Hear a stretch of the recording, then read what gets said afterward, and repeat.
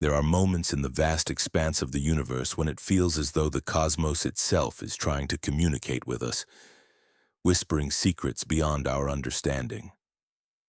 The final week of September in the year 2025 turned out to be one such extraordinary juncture, a series of events so striking that they challenge our notions of coincidence and ask us to reconsider the deeper connections woven into the fabric of space.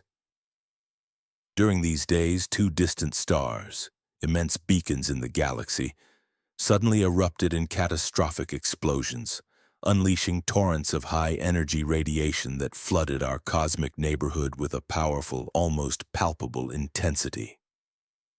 These stellar cataclysms sent shockwaves of gamma rays and energetic particles rippling through the void, reaching us in a matter of days.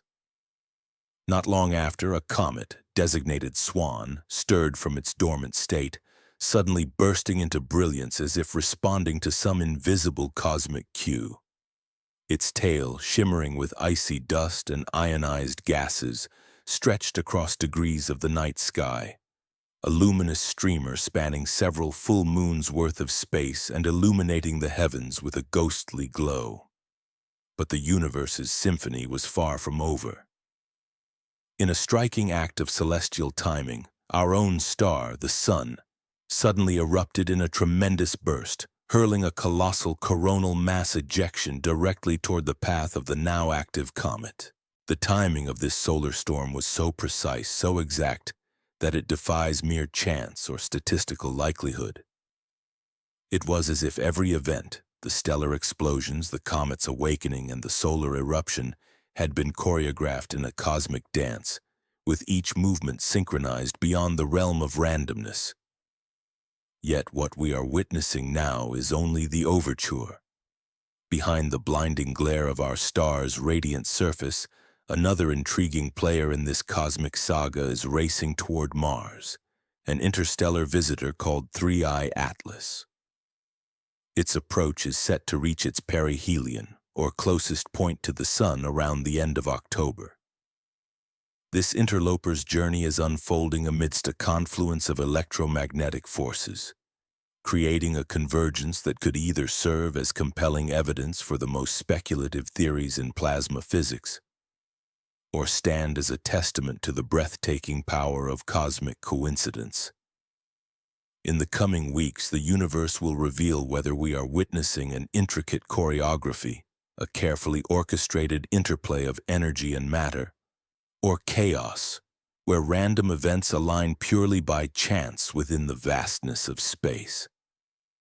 As we prepare to peer deeper into these phenomena, the question remains: are we observing a hidden pattern, a message from the universe, or simply the natural ebb and flow of cosmic processes? Tonight, I invite you to join me as we explore the staggering odds of these events, critically examining what is happening out there, and most importantly, contemplating what may come next. Because, as we will see, the universe rarely offers such unmistakable tests of its deepest mysteries, moments that may hold the key to understanding the interconnectedness of all things in the cosmic web. Close enough to make this comet one of the most luminous objects gracing our autumn skies, Swan stands at a remarkable point in its journey. Yet it is not alone in this celestial ballet.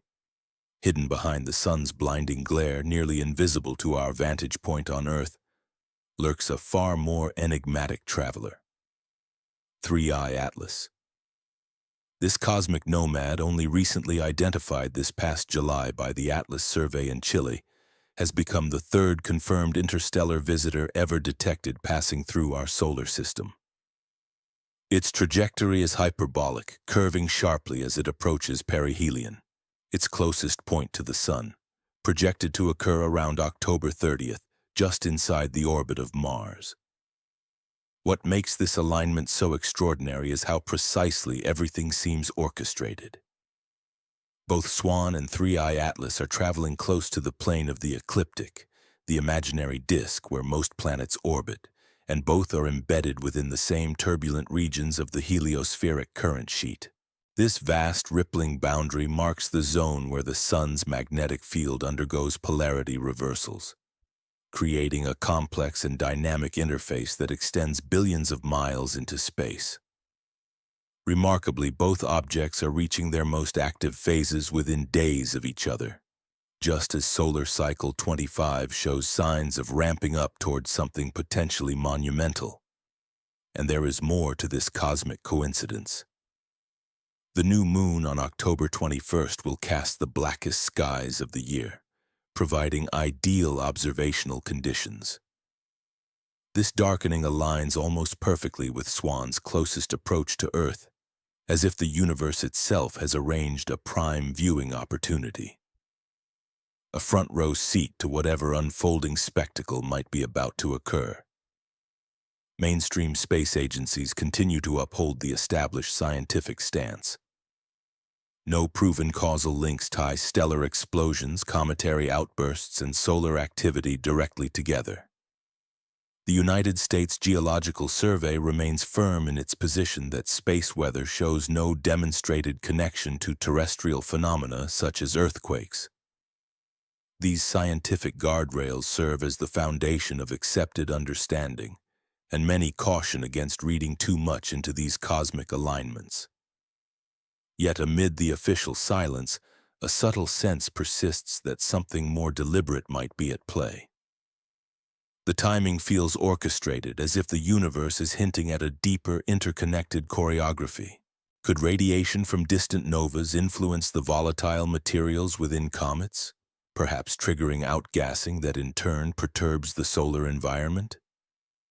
Might the energized gases released by these icy travelers alter the local electromagnetic conditions enough to spark instabilities in the sun's plasma?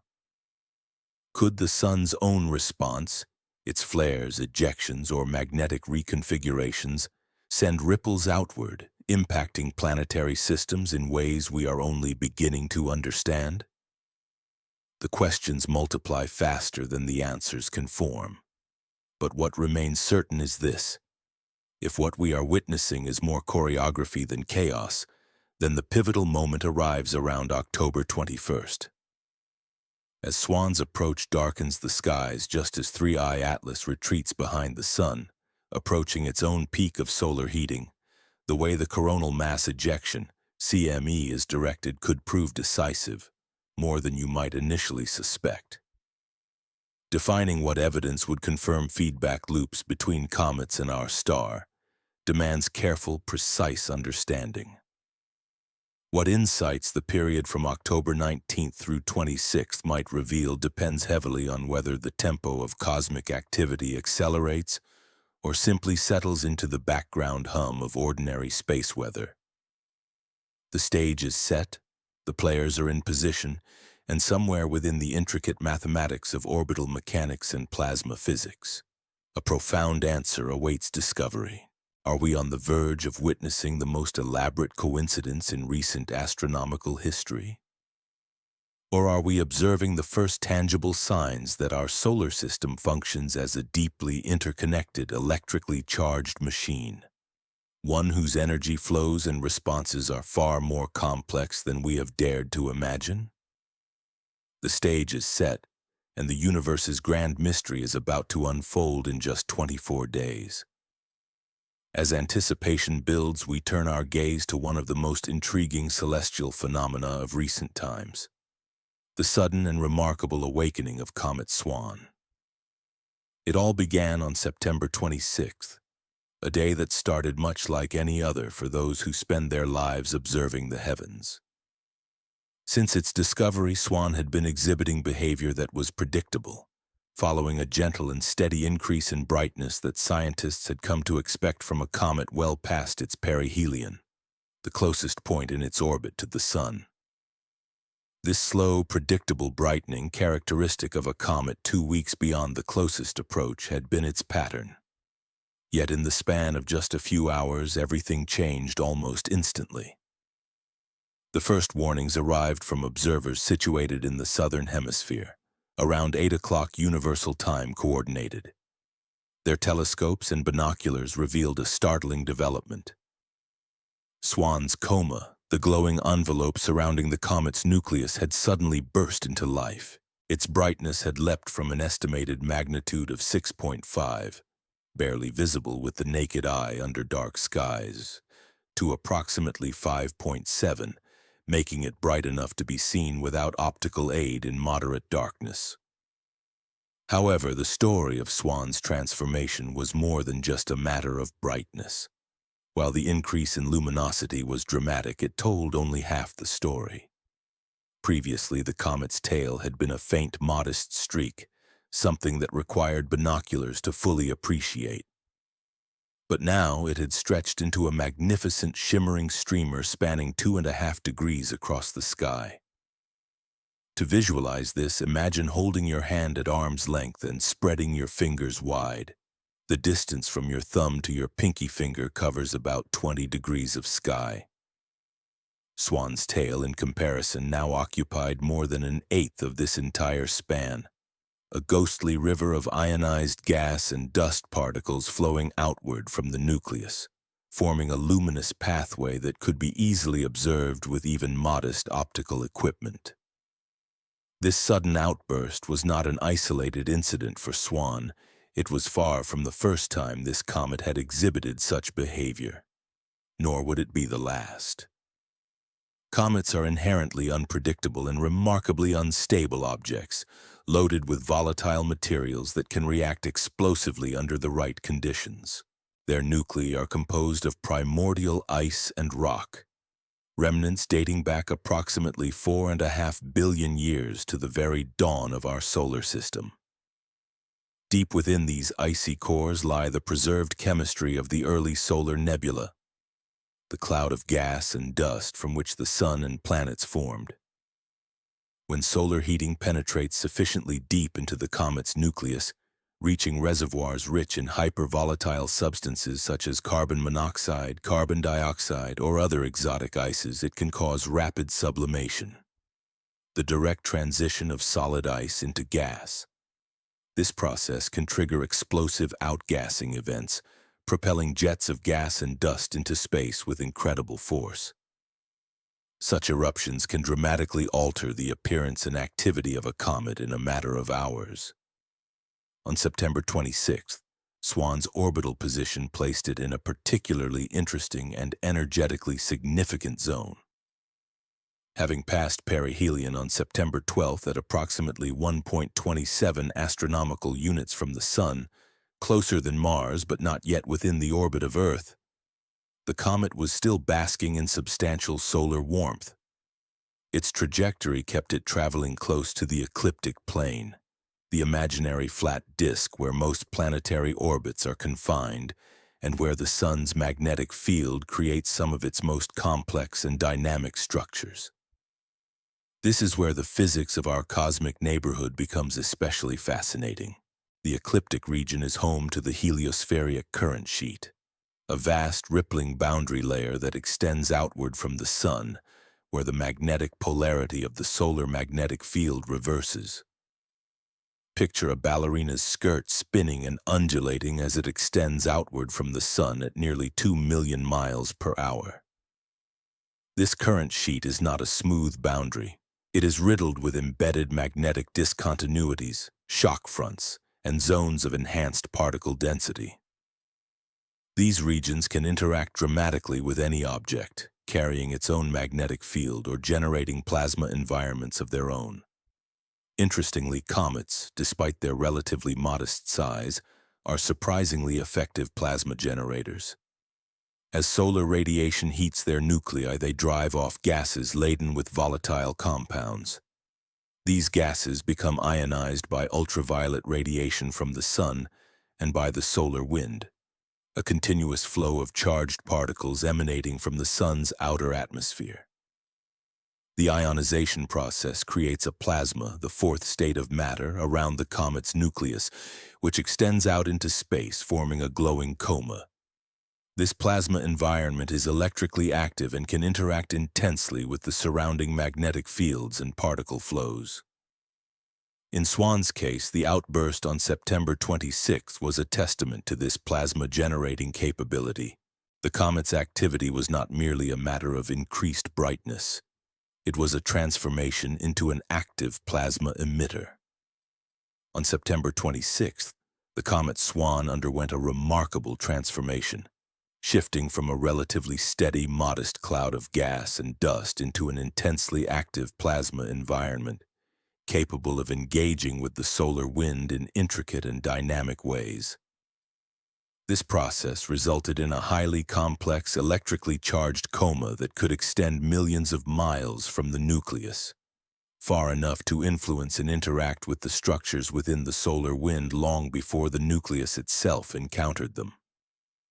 Such an extensive and active plasma envelope signifies a significant increase in the comet's interaction with its space environment, a phenomenon that is not only fascinating but also pivotal in understanding how comets behave as they approach the Sun.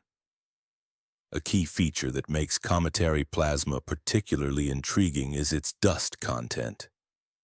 Unlike the more pristine and relatively clean plasma environments found around planets, where ionized gases dominate, cometary comae are laden with microscopic particles of rock, metal, and organic compounds.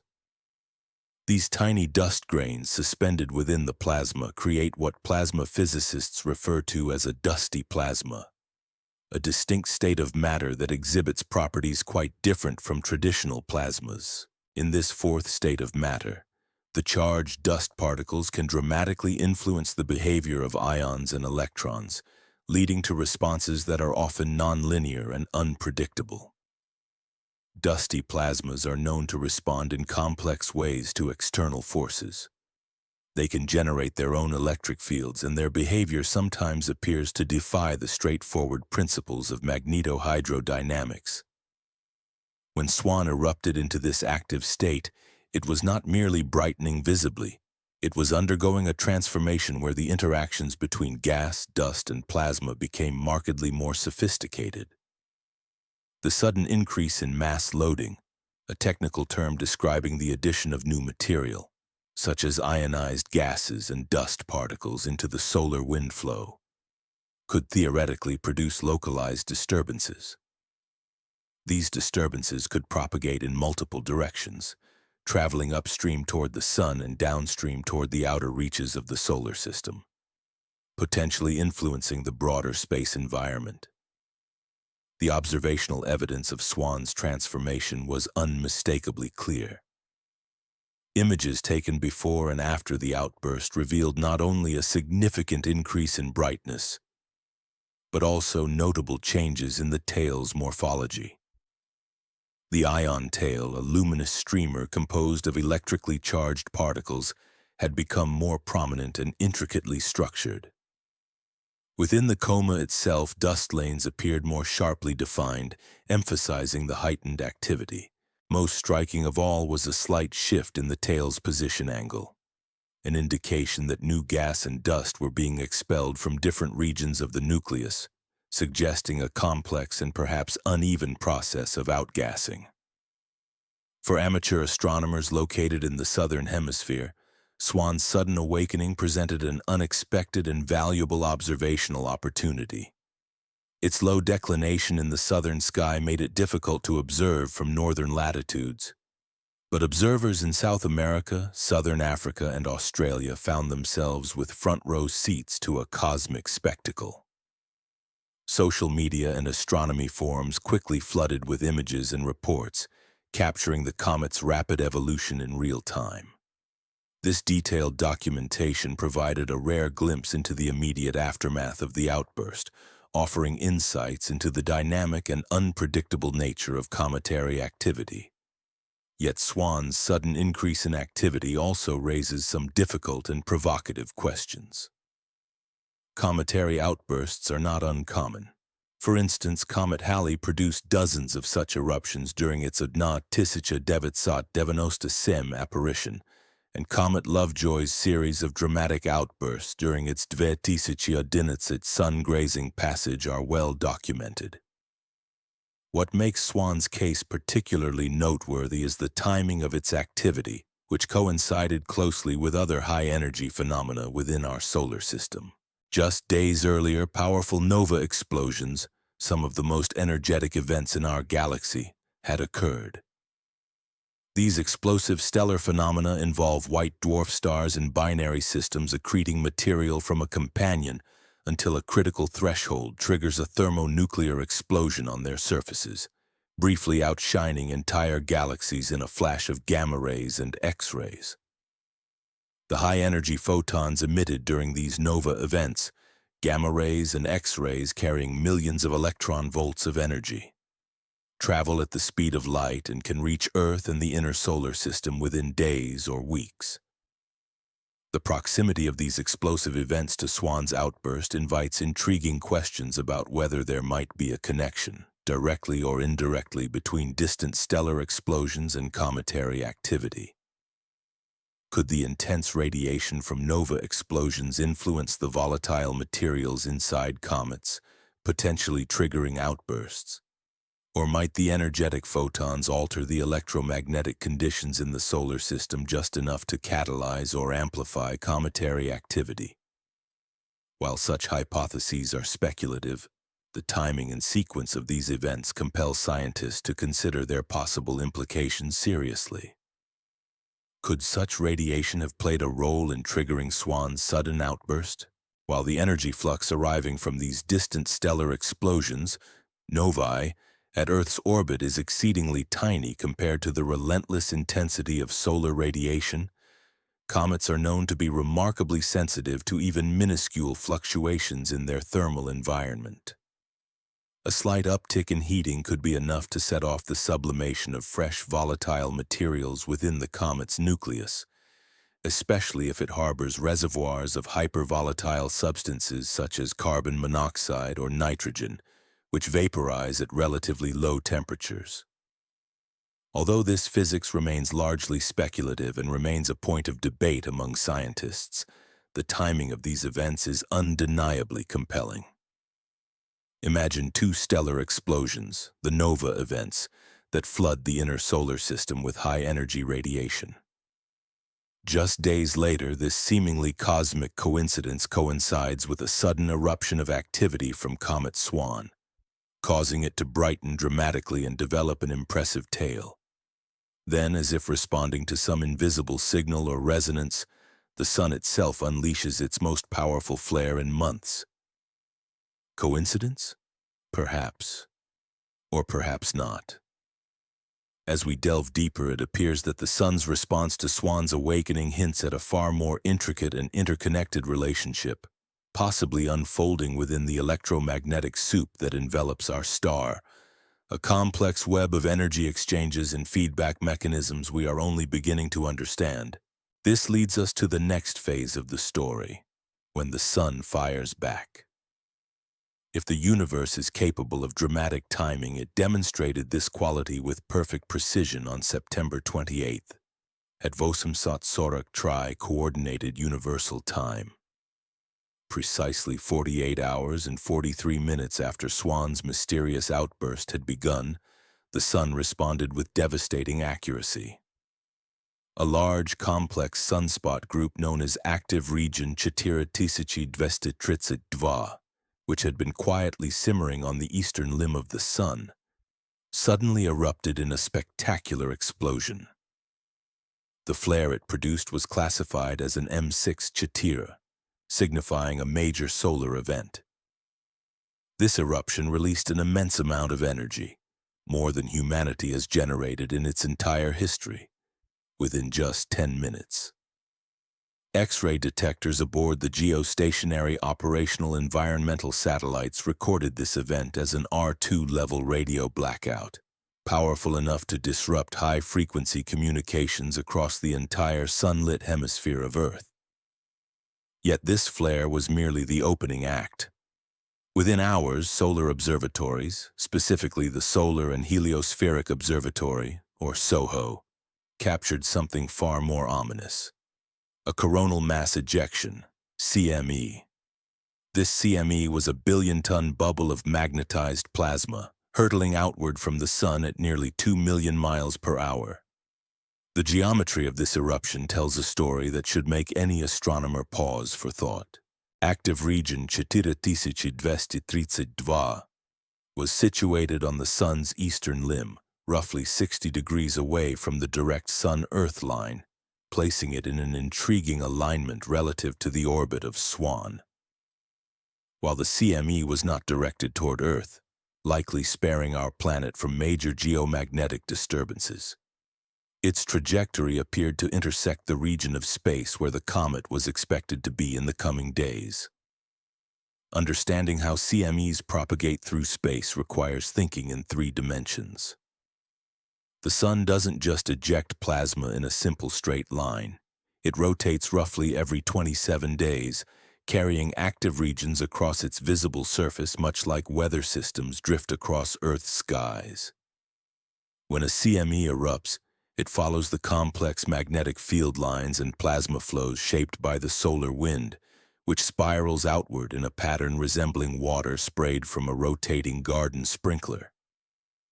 This creates the interplanetary magnetic field, an intricate, ever-changing web that fills the space between planets and other solar system objects, guiding the movement of charged particles and plasma across vast distances. This detailed, 3-dimensional model of CME propagation underscores just how dynamic and interconnected our solar environment truly is. It also raises compelling questions about the potential for electromagnetic interactions between solar activity and other objects in space, such as comets like Swan, especially when their paths and the Sun's magnetic structures align in such precise ways. Traveling through the solar system at a velocity of roughly 30 kilometers per second, Comet Swan found itself positioned in a region where a powerful coronal mass ejection, or CME, posed a significant threat of direct impact. On September 28th, Swan's location, approximately 40 million miles from the Sun, placed it squarely within the zone where CMEs typically preserve their coherence and magnetic integrity. This proximity meant that, if the timing and spatial arrangements aligned perfectly, the shock wave emanating from the solar eruption could reach Swan's position within just 2 to 3 days. Such scenarios are not merely theoretical. History offers striking examples of their possible outcomes. In the year 2007, Comet NK became a natural laboratory for astronomers when a CME struck its tail head-on. The stereo spacecraft, equipped with advanced imaging technology, recorded this encounter in unprecedented detail. The data revealed how the CME's intense magnetic field and high-velocity particles effectively severed NK's tail from its nucleus, a dramatic display of the solar wind's influence. Within hours, the disconnected tail material was swept away by the relentless solar wind, leaving the comet's core temporarily exposed. Over time, the nucleus responded by releasing new gases, gradually rebuilding its plasma environment, a process that illustrated the profound interaction between comets and the solar wind's dynamic forces. Understanding the physics behind such tail disconnections sheds light on the intimate relationship between comets and the solar wind. A comet's ion tail forms when solar ultraviolet radiation ionizes gases in the comet's surrounding cloud, known as the coma. These charged particles become embedded in and are accelerated along the Sun's magnetic field lines, creating a luminous straight tail that can stretch millions of miles into space. When a CME, a massive burst of magnetized plasma, encounters this delicate structure, several outcomes are possible. If the CME carries a magnetic field oriented strongly southward, opposite to the field lines embedded within the comet's tail, magnetic reconnection can occur. This process, akin to the mechanisms that produce auroras on Earth, involves the explosive reconfiguration of magnetic field lines, which can sever the connection between the tail and the nucleus in a matter of moments. Alternatively, the high-velocity particles within the CME can exert enough ram pressure to overwhelm the magnetic forces maintaining the tail's structure. The resulting force can shred and disintegrate the tail, much like wind tearing through smoke. In either case, the aftermath is dramatic.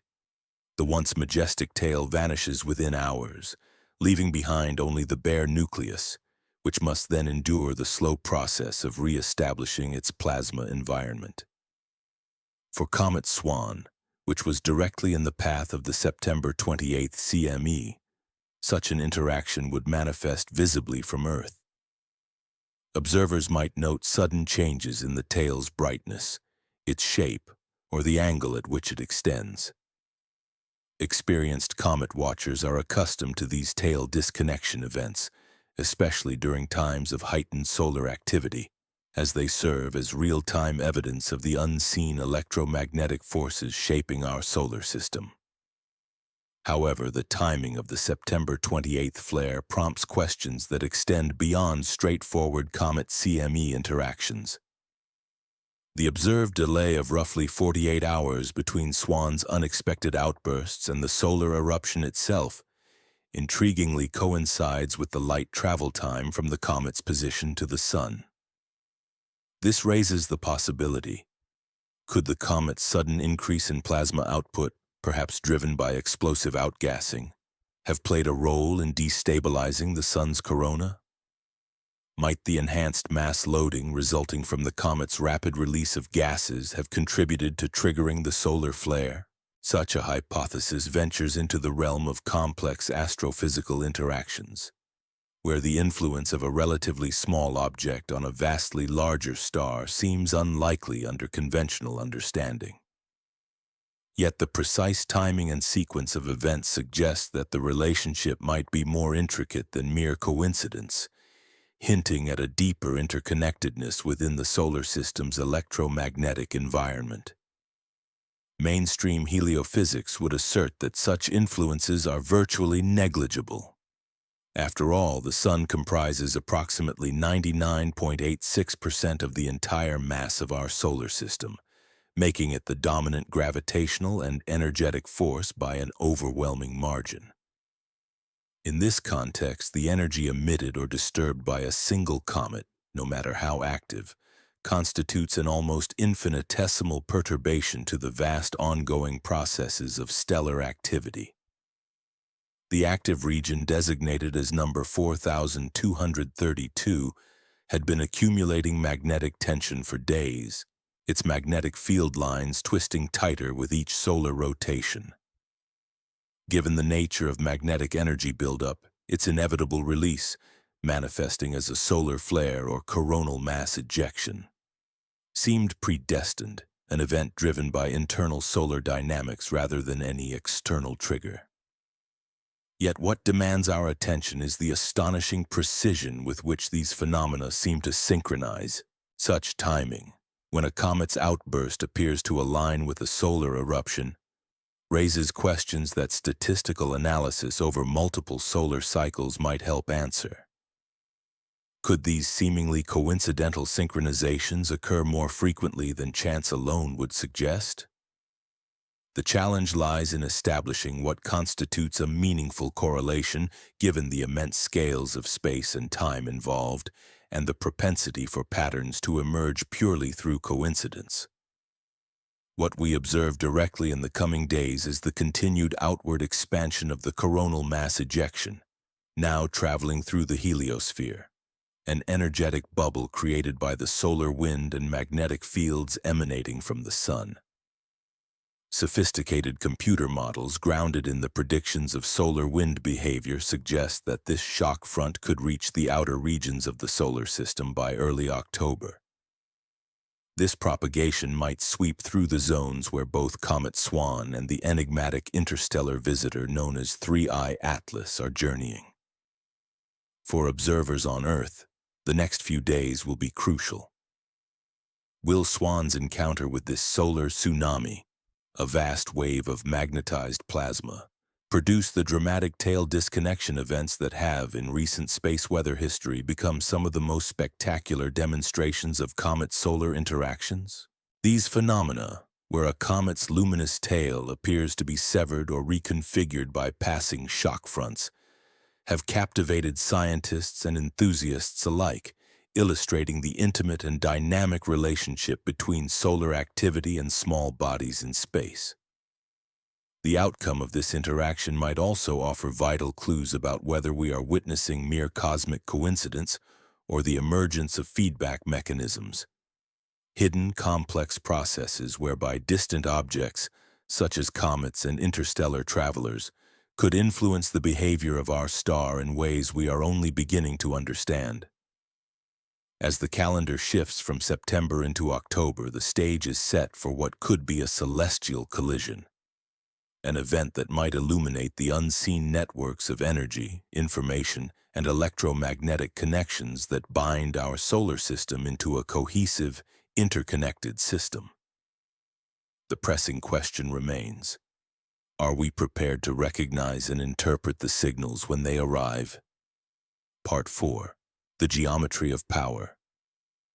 Mark this date, October 21st, 2025, because the universe seems to have arranged a configuration of cosmic coincidences so precise that it might occur only once in a human lifetime. On this day, 3 independent celestial events will converge with such mathematical exactness that they could have astronomers of antiquity reaching for their most sacred texts, pondering whether some divine or intelligent force is at play. First, Swan will reach its closest approach to Earth, an astounding mere 0.2606 astronomical units, approximately 10 million miles away, placing it prominently in our night sky. Second, the Moon will enter its new phase, creating the darkest possible skies for observation, free from lunar glare, allowing for the clearest view of the celestial spectacle. Meanwhile, hidden behind the Sun's intense glare beyond the reach of Earth-based telescopes, the interstellar visitor known as 3I Atlas is steadily advancing toward perihelion, its closest point to the Sun, scheduled for October 30th at about 1.4 astronomical units. This precise orbital choreography is not mere coincidence.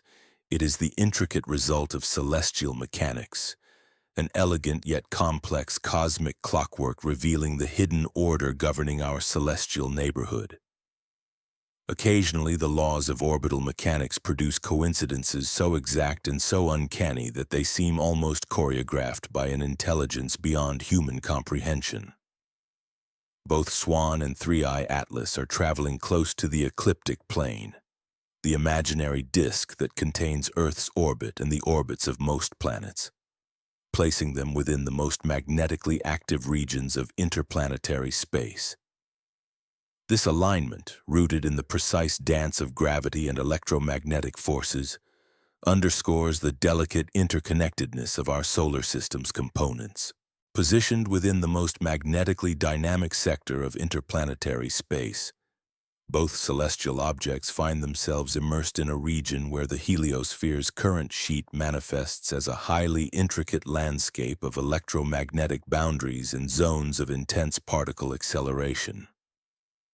This current sheet warrants special attention because it marks the area where the Sun's influence reaches its most complex and captivating expression. Visualize a colossal rotating disk of electrically charged particles, an immense spiraling plane extending billions of miles outward from our star. As the Sun completes its roughly 27-day rotation, this expansive plasma structure develops a series of wrinkles, folds, and undulations, forming a dynamic skirt-like formation composed of plasma and magnetic field lines that ripple and swirl in a mesmerizing dance. Objects navigating through this environment are not merely influenced by gravity. Instead, they become intrinsically embedded within the Sun's vast electromagnetic domain, subjected to forces and interactions that subtly, yet measurably, influence their trajectories and behaviors. Comets, with their extensive plasma tails and highly active nuclei, are especially sensitive to these electromagnetic influences. Their tails, rich in ionized gases and charged particles, serve as natural indicators of the complex interplay taking place, making comets particularly reactive to the shifting magnetic landscape. When multiple large objects, such as active comets or other celestial bodies, traverse the same region of the current sheet within a short period, Intriguing, largely unexplored possibilities arise. Could the collective plasma output from these outgassing bodies locally alter the current density within the heliosphere's vast electrical circuit? Might these alterations, however slight, propagate inward toward the Sun, influencing the stability of active regions in the solar corona? These questions venture into the realm of speculation, yet they are not entirely without precedent. The solar wind, an unceasing stream of charged particles, carries away roughly 1 billion tons of material from the Sun each year. This immense mass loss is precisely balanced by the Sun's gravitational pull and magnetic field configuration, maintaining a delicate equilibrium. However, the introduction of additional mass, such as the plasma from outgassing comets, must be accommodated within this intricate system. To conceptualize this, imagine the heliosphere's current sheet as a colossal electrical circuit. The Sun acts as the primary generator, continuously supplying energy, while the outer reaches of the heliosphere serve as the load, absorbing and distributing this energy. Embedded within this circuit, comets can be thought of as variable resistors. Their plasma emissions, generated as they heat and cool along their orbital paths, fluctuate dynamically, influencing the local electrical properties. Under ordinary circumstances, the plasma output from an individual comet contributes only an insignificant ripple within the overall circuit.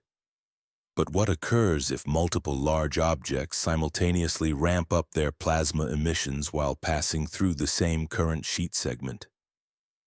Could their combined influence produce measurable perturbations, tiny fluctuations in current density that travel inward at the speed of light?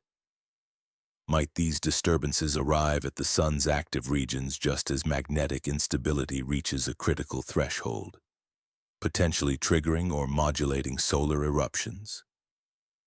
While these ideas remain highly speculative, they are grounded in the principles of plasma physics, which is known for its nonlinear responses.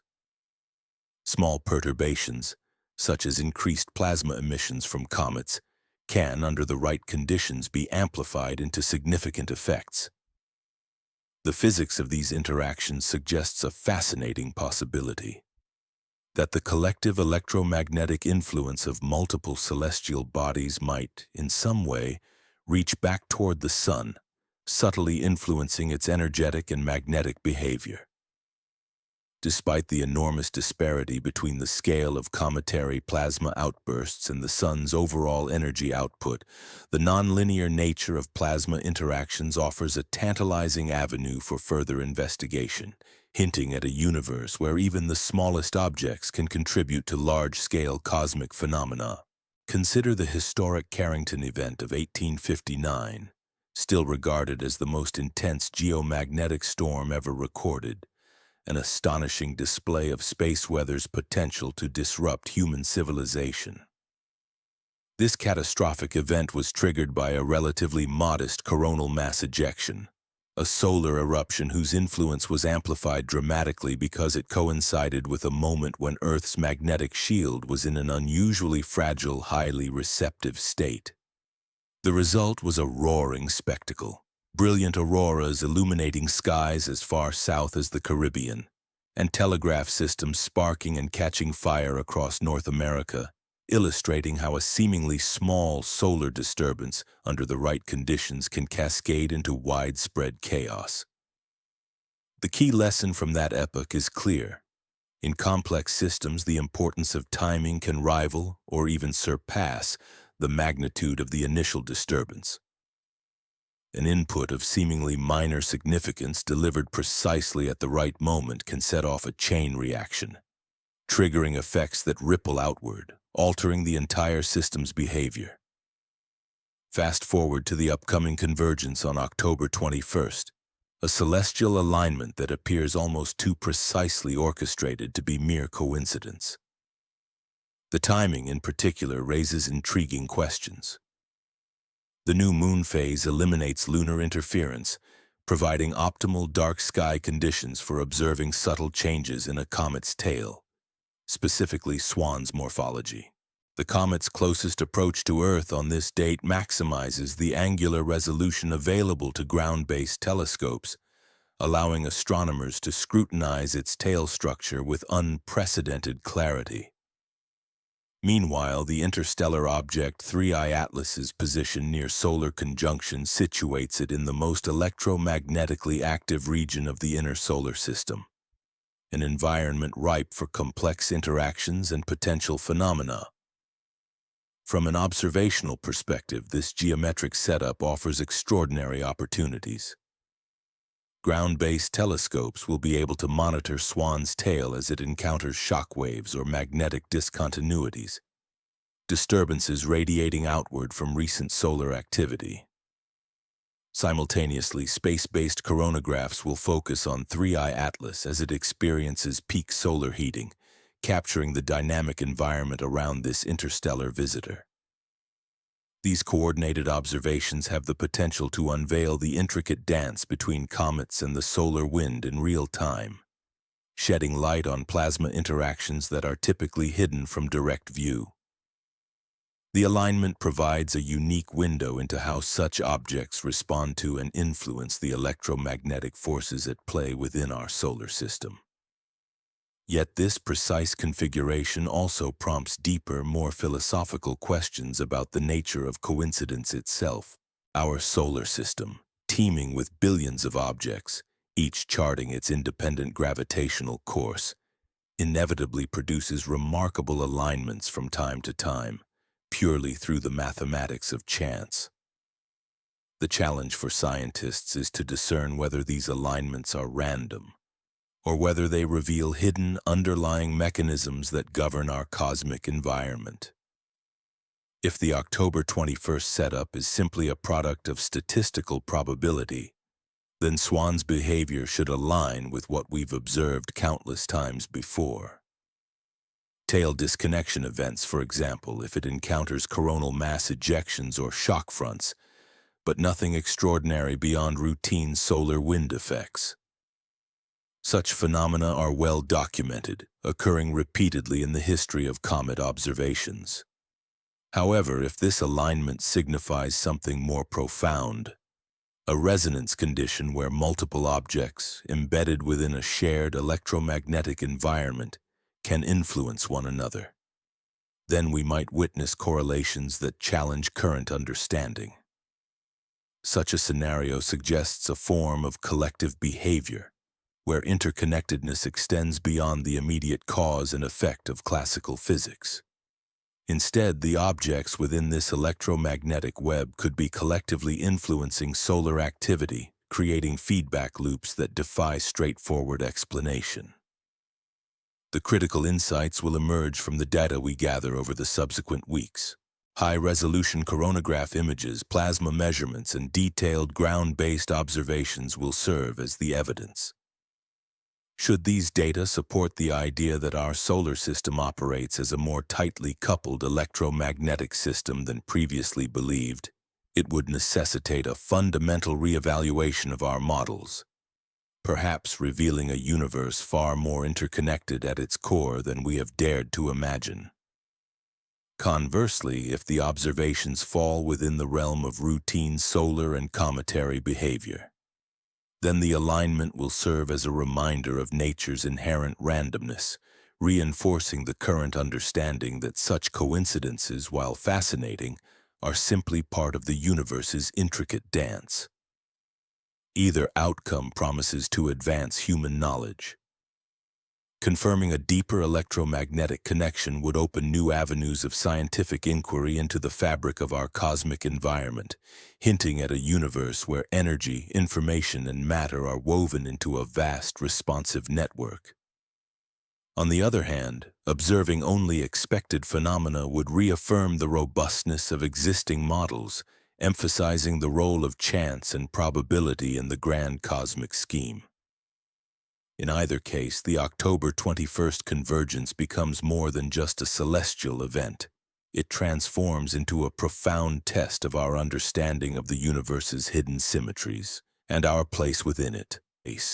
Part 5, titled Energy and Motion from Nova to CME, unfolds like a riveting cosmic investigation, narrated through the intricate language of electromagnetic radiation and plasma physics. The story begins with two distant stellar explosions, massive nova events, that send torrents of high-energy photons streaming into the heart of our solar system.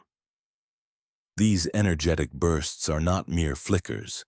They are powerful enough to flood the inner solar neighborhood with a flood of gamma rays and X-rays, briefly outshining thousands of ordinary stars in the process.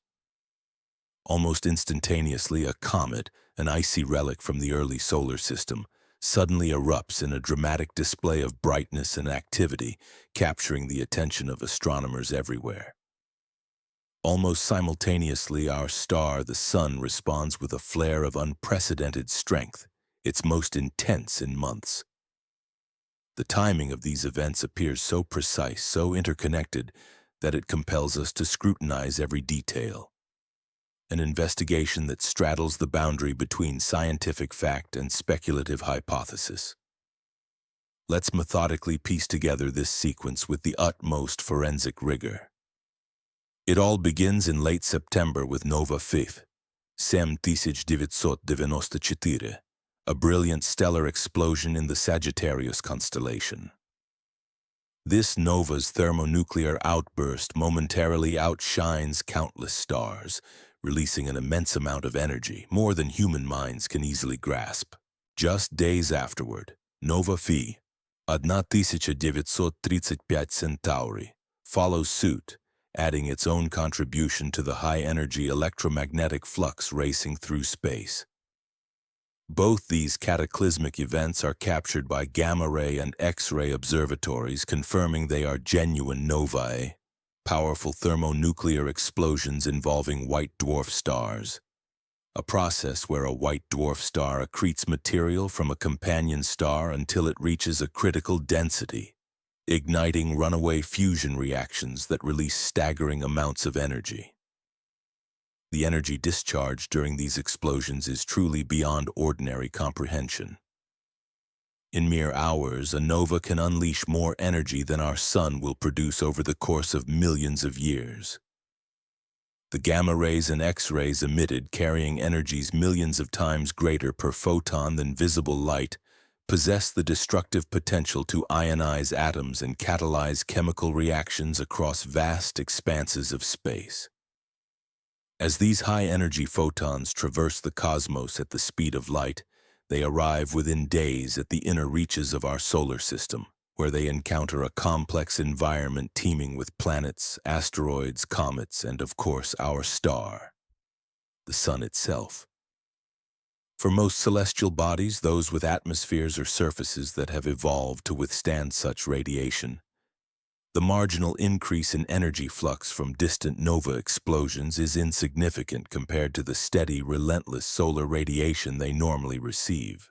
However, comets, pristine, volatile-rich relics from the birth of our solar system, might be more susceptible to even these tiny perturbations. Their surfaces, composed of ice and dust, are highly sensitive to energetic influences. The physics, as currently understood and accepted, suggests that the photon flux from such distant nova events is negligible, so minuscule that it would be impossible for them to directly cause any noticeable change in a comet's activity. Even when considering the most powerful nova explosions observed from thousands of light-years away, the energy densities reaching the Earth's vicinity are billions of times weaker than the usual sunlight that bathes our planet. In other words, from a purely energetic standpoint, there is no plausible mechanism by which gamma rays and X-rays from these stellar cataclysms could directly trigger the brightening or outbursts seen in Comet Swan on September 26th. The physics of electromagnetic interaction with cometary materials simply does not support such a causal link at these vast distances and diminutive energy levels. Yet, intriguingly, the timing correlation between the nova explosions and Swan's activity persists, despite the lack of a clear physical mechanism. This persistent coincidence demands at least that we entertain in the realm of theory the possibility of pathways, some as yet undiscovered that might connect these distant stellar events to local cometary processes. Could high-energy photons capable of penetrating much deeper into solid matter than visible light reach subsurface layers within the comet's nucleus where different volatile compounds are stored? Is it conceivable that gamma rays and X-rays, with their extraordinary penetrating power, could trigger processes in the comet's interior that simple radiative heating models do not account for? These could include the activation of hypervolatile materials, substances like carbon monoxide or nitrogen, that, when sublimated or destabilized, could initiate explosive outgassing events. Exploring such possibilities stretches beyond current mainstream physics but remains a tantalizing avenue for future investigation. The idea that intense heating deep within a comet could generate pressure buildups capable of triggering explosive outgassing offers an intriguing, albeit highly speculative, perspective on potential interconnections within our solar system. This energetic chain hypothesis proposes a sequence in which distant stellar explosions, novae, might influence cometary behavior, which in turn could subtly impact solar activity. While this framework provides a fascinating starting point for contemplating cosmic interconnectedness, it faces significant scientific hurdles and demands rigorous testing. At the core of this hypothesis is the notion that radiation from a nova, an explosion on a white dwarf star, could penetrate the subsurface reservoirs of volatile ices within comets dispersed throughout the inner solar system. These reservoirs, typically composed of molecules like water, carbon monoxide, and nitrogen, might undergo perturbations when exposed to even faint external radiation, leading to enhanced outgassing. As comets heat up, they release more gas and dust, increasing plasma production around them. This additional material effectively loads the local environment, altering the properties of the solar wind and the heliospheric current sheet, a vast magnetic boundary that encircles the sun. The resulting changes could, in a finely tuned series of circumstances, propagate inward toward the sun, influencing the magnetic stability of active regions. These regions, already on the brink of eruption, might be nudged over the threshold into a solar flare or coronal mass ejection, CME. In essence, the chain suggests a subtle feedback loop linking distant stellar phenomena with solar and planetary activity. However, this conceptual chain faces formidable physical and observational obstacles. First, the intensity of nova radiation diminishes rapidly with distance because of the inverse square law. The energy flux reaching a comet several astronomical units away is minuscule. This makes any direct effect on subsurface volatile reservoirs extremely weak, especially compared to the dominant influence of solar heating. Cometary outgassing primarily depends on the sun's radiation, which is vastly more intense than the faint echoes of a distant nova. Additionally, the solar wind, the continuous flow of charged particles from the sun, contributes only a negligible amount of mass loading relative to the overall particle flux, making its influence on solar magnetic structures minimal. Moreover, the evolution of active regions on the sun is governed by complex magnetic dynamics that appear largely insensitive to minor external perturbations. These regions can build magnetic tension over days or weeks before erupting, driven by internal processes such as magnetic reconnection and flux emergence. This intrinsic complexity suggests that even if a comet's increased outgassing or plasma production were to occur, it would be unlikely to produce a meaningful impact on the sun's magnetic stability. Validating or falsifying this hypothesis necessitates carefully designed observational strategies. Detecting genuine physical connections, rather than mere coincidences, requires observing signatures that persist across multiple events and objects. For instance, if the energetic chain were real, we would expect to see consistent, measurable anomalies in solar wind properties, plasma signatures, or flare timing that correlate with distant nova explosions and comet activity. Conversely, if a comet's outburst occurs before the associated nova peaks, or if subsequent CMEs show no correlation with comet positions or activity, the proposed causal link would be undermined. Furthermore, in situ measurements of the solar wind, such as those from spacecraft like the Parker Solar Probe, should reveal anomalies or fluctuations aligned with supposed electromagnetic coupling periods. The absence of such signatures, especially during multiple observed events, would weaken the case for a physical connection. Historical data over the past solar cycles, which have recorded dozens of nova explosions, hundreds of cometary outbursts, and thousands of solar flares and CMEs, provide an extensive dataset for statistical analysis.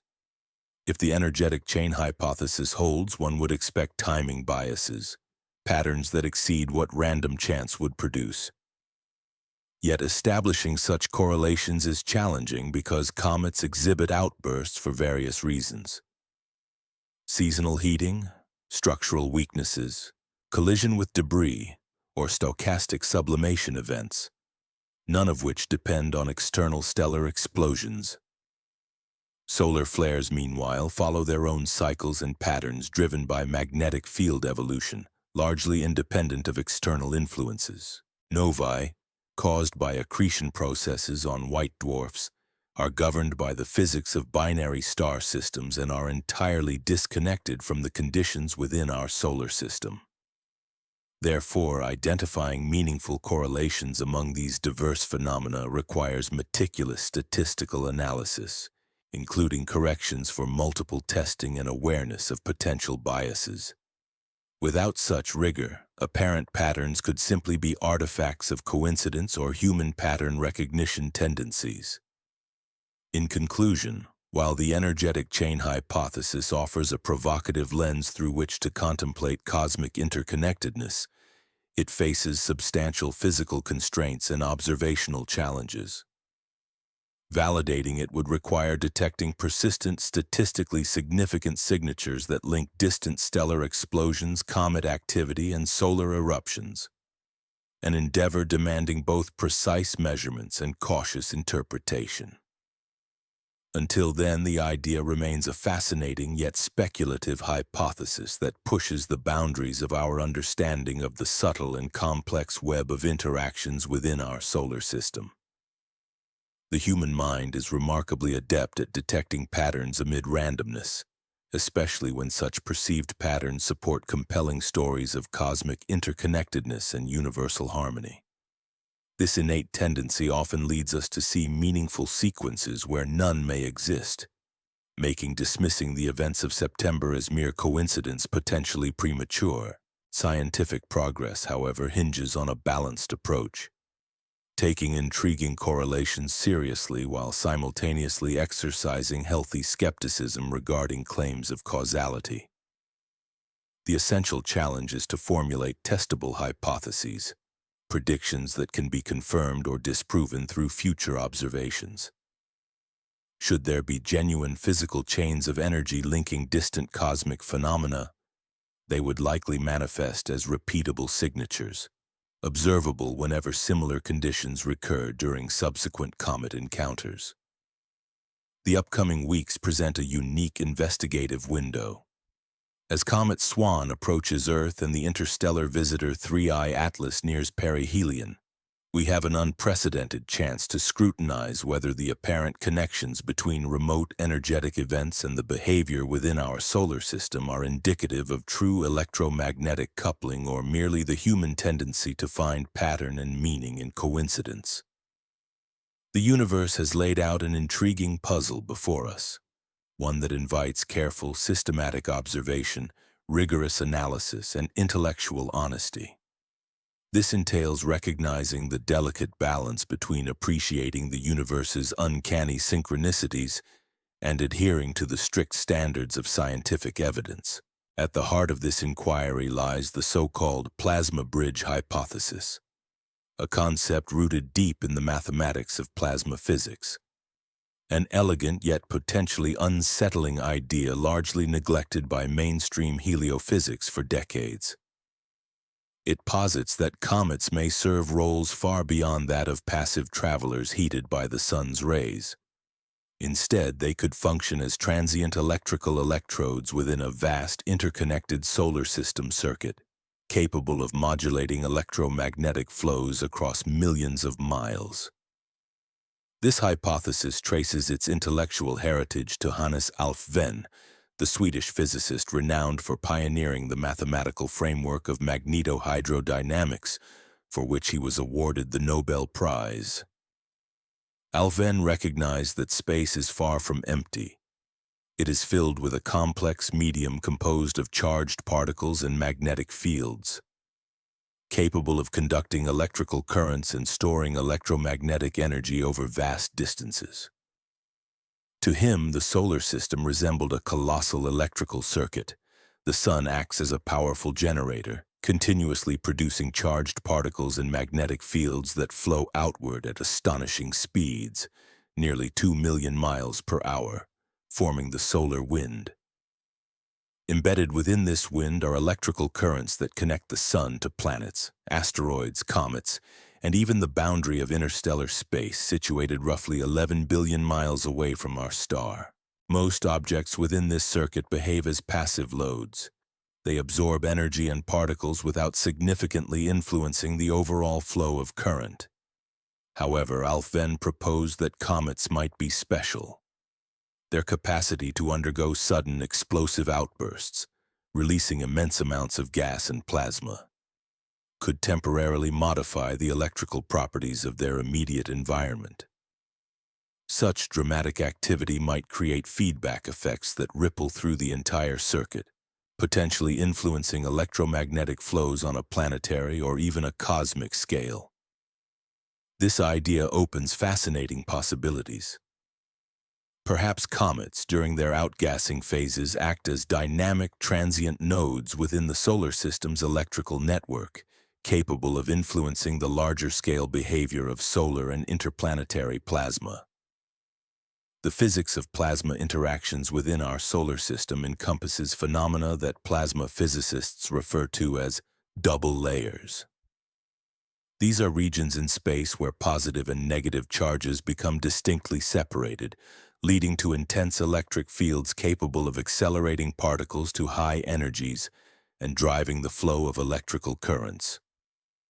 When a comet experiences an outburst, it produces a dense ionized gas cloud, an environment ripe for the organization of complex electrical structures.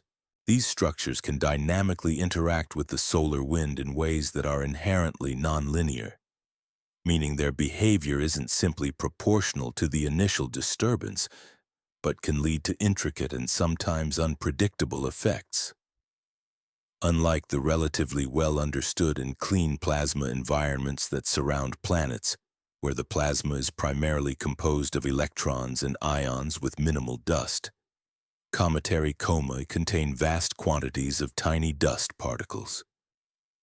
These microscopic grains become electrically charged through interactions with solar radiation and the impinging solar wind, resulting in what scientists identify as dusty plasma. This is considered a fourth state of matter, distinguished by the presence of charged dust particles that can carry substantial electrical charge relative to their size. These charged dust grains have a profound influence on plasma behavior, capable of dramatically altering how ions and electrons move and interact. Dusty plasmas exhibit properties that challenge many of the foundational assumptions underpinning classical magnetohydrodynamics, the traditional framework used to describe plasma physics. For instance, they can self-organize into intricate structures without external guidance, generate their own electric fields, and react to external forces in ways that seem to defy straightforward physical intuition. Laboratory experiments have vividly demonstrated that dusty plasmas can spontaneously form rotating spirals, propagate waves across the medium, and even organize into structures that resemble biological cells or neural networks, highlighting their extraordinary complexity. When these properties are applied to cometary nuclei, they suggest that outbursts may temporarily transform the comet into an active plasma electrode. Such an active region could generate temporary, self-sustaining plasma structures capable of interacting with the solar wind in remarkably sophisticated ways.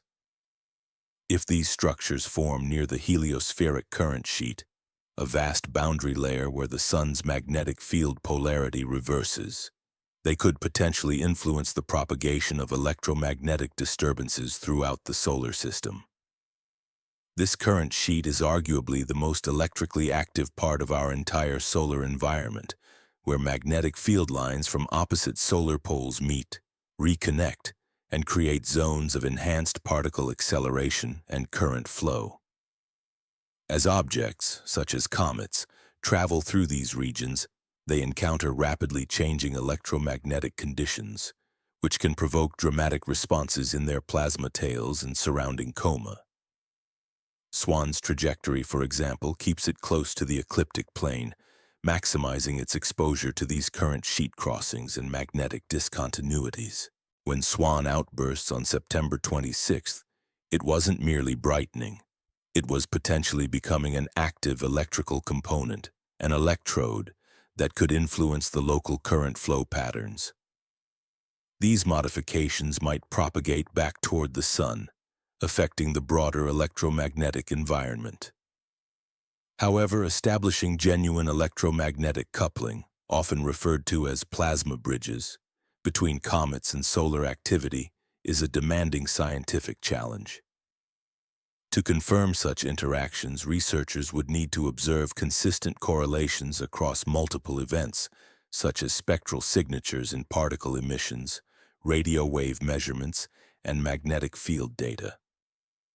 Specifically, one would expect to see repeatable timing relationships where comet outbursts occur in synchrony with solar flares, especially when the comet is near the current sheet boundaries. Detecting these signatures would require precise multimodal measurements over time, revealing whether comets might indeed serve as transient electrical nodes, capable of influencing solar and heliospheric processes more profoundly than previously understood. Regrettably, the current state of our observational technology imposes significant limitations on our ability to directly test these compelling predictions. In particular, we lack the necessary in situ plasma measurements precisely at the locations of Swan and the interstellar object 3I Atlas. This absence compels us to depend heavily on remote sensing techniques and advanced computer simulations to infer what might be occurring within the immediate environments of these objects. While instruments like the Parker Solar Probe and various other space missions furnish invaluable data about the conditions of the solar wind in the vicinity of Earth, extending these measurements to the regions where Swan and 3I Atlas traverse involves complex extrapolations. Such extrapolations necessitate sophisticated modeling approaches, which inherently introduce considerable uncertainties and ambiguities into our interpretations. Historical precedents do exist that illustrate the dramatic nature of comet interactions with solar wind phenomena. A notable example is the Dve-Tisici-Sem encounter involving comet NK and a powerful coronal mass ejection. This event provided unequivocal evidence that intense solar disturbances can sever a comet's tail and cause substantial reorganization of plasma structures around the comet's nucleus.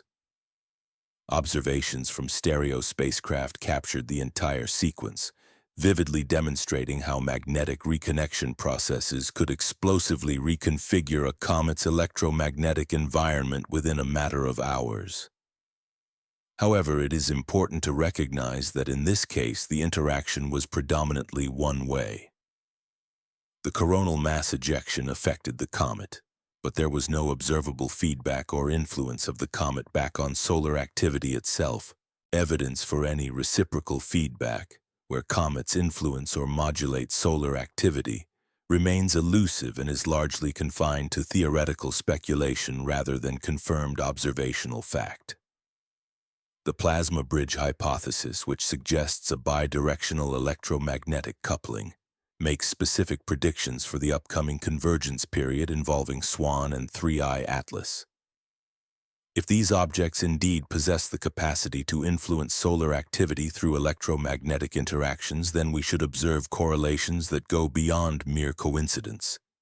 Patterns in their positions, levels of activity, and the timing of solar flares that statistically exceed what random chance would produce.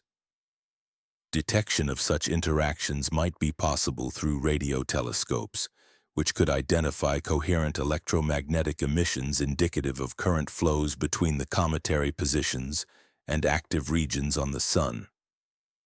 Additionally, particle detectors aboard spacecraft or ground stations could potentially measure anomalous populations of energetic particles whose origins can be traced back to the comets, providing indirect but suggestive evidence of electromagnetic coupling. Conversely, the hypothesis might prove entirely incorrect. The energy scales involved in solar activity, such as flares and coronal mass ejections, vastly outweigh the contributions of individual comets by many orders of magnitude. This disparity renders any feedback effects seemingly implausible within our current understanding of physics. The apparent correlations observed between cometary outbursts and solar flares could simply be coincidental, amplified by the human tendency to recognize patterns and connections where none truly exist. Either scenario, confirmation or refutation, serves to deepen our understanding of how electromagnetic energy and information flow throughout the solar system. Should plasma bridges or electromagnetic couplings be validated, they would reveal our cosmic neighborhood as a far more tightly interconnected and responsive system than prevailing models currently suggest. Such a discovery would imply a living, dynamic circuit, wherein energy and information move bidirectionally between the Sun and its most distant objects, blurring the boundaries between cause and effect in ways previously unimagined. The upcoming weeks are poised to offer crucial tests of this intriguing possibility. They may confirm the existence of such couplings as genuine physical phenomena, or demonstrate that they are merely the product of human pattern recognition, illusions arising from the natural complexity of cosmic events. In either case, the results will significantly advance our comprehension of the electromagnetic interplay that pervades our solar system, shedding light on the profound interconnectedness of celestial objects and the subtle forces shaping their interactions. In September of 2017, the universe delivered a series of extraordinary events, moments so precisely synchronized that they continue to challenge and provoke our understanding of cause and effect within our solar system. The sequence initiated on the 6th day of that month with an X9.3 solar flare, one of the most formidable eruptions ever recorded from our Sun. This colossal explosion hurled a massive coronal mass ejection, an immense cloud of magnetized plasma, propelling toward Earth at astonishing speeds exceeding 4 million miles per hour. The impact of this solar tempest triggered severe geomagnetic storms, igniting awe-inspiring auroras that shimmered as far south as Alabama, illuminating the night sky with their shimmering curtains of light. Yet this event was merely the opening act in a cosmic drama that was about to unfold with uncanny precision over the subsequent days. Just 3 days later, on September 9th, an object from beyond our solar system, Oumuamua, reached perihelion, coming within approximately 25 million miles of the Sun. This elongated, tumbling asteroid had been wandering through interstellar space for millions of years. Its journey interrupted only when gravity captured it on a hyperbolic trajectory that drew it perilously close to our star, closer than Mercury's orbit. The timing of this celestial visitor's closest approach seemed remarkable enough on its own, but the universe had not yet finished demonstrating its intricate choreography of destruction and coincidence. Within 24 hours of Oumuamua's perihelion, the Sun erupted again, this time with an even more intense X8.2 flare, the second most potent solar explosion of the entire solar cycle. These back-to-back X-class eruptions created a prolonged period of extreme space weather, bombarding Earth's magnetosphere with high-energy particles and intense electromagnetic radiation for days on end. It was as though the entire planetary system was caught in a synchronized dance of cosmic forces, each event seemingly echoing the other across the vast emptiness of space. Then, as if responding to some invisible, imperceptible signal traveling through the fabric of space from the depths of the cosmos to our planet, seismic activity on Earth itself intensified dramatically. Between these celestial eruptions on September 8th, nestled precisely between the two massive solar flares and almost coinciding with Oumuamua's perihelion, an earthquake of magnitude 8.2 struck the Isthmus of Tehuantepec in southern Mexico. The quake's epicenter was near the town of Pijijiapan in the state of Chiapas, unleashing destruction and triggering tsunami warnings across the Pacific Basin. The tremor was felt as far away as Mexico City, nearly 400 miles from the epicenter, shaking buildings and rattling nerves in a distant capital. The statistical improbability of such a tightly clustered sequence of events is staggering, an almost incomprehensible convergence by chance alone. Major earthquakes exceeding a magnitude of 8 are rare, occurring roughly once every year across the entire globe. Powerful X-class solar flares occur only about 5 to 10 times per solar cycle, and interstellar objects like Oumuamua make their rare visits perhaps once in a human lifetime. The probability that these three extraordinary phenomena, an immense solar flare, a close interstellar pass, and a devastating earthquake, would happen within a mere 4 days, purely by coincidence, approaches astronomical odds. Yet despite the compelling nature of this coincidence, the United States Geological Survey remains steadfast in its official position. There is no established causal relationship linking space weather events to seismic activity on Earth. The scientific consensus holds that earthquakes primarily result from the gradual release of tectonic stress accumulated along fault lines, driven by the relentless motion of continental plates and the cooling and contraction of Earth's interior.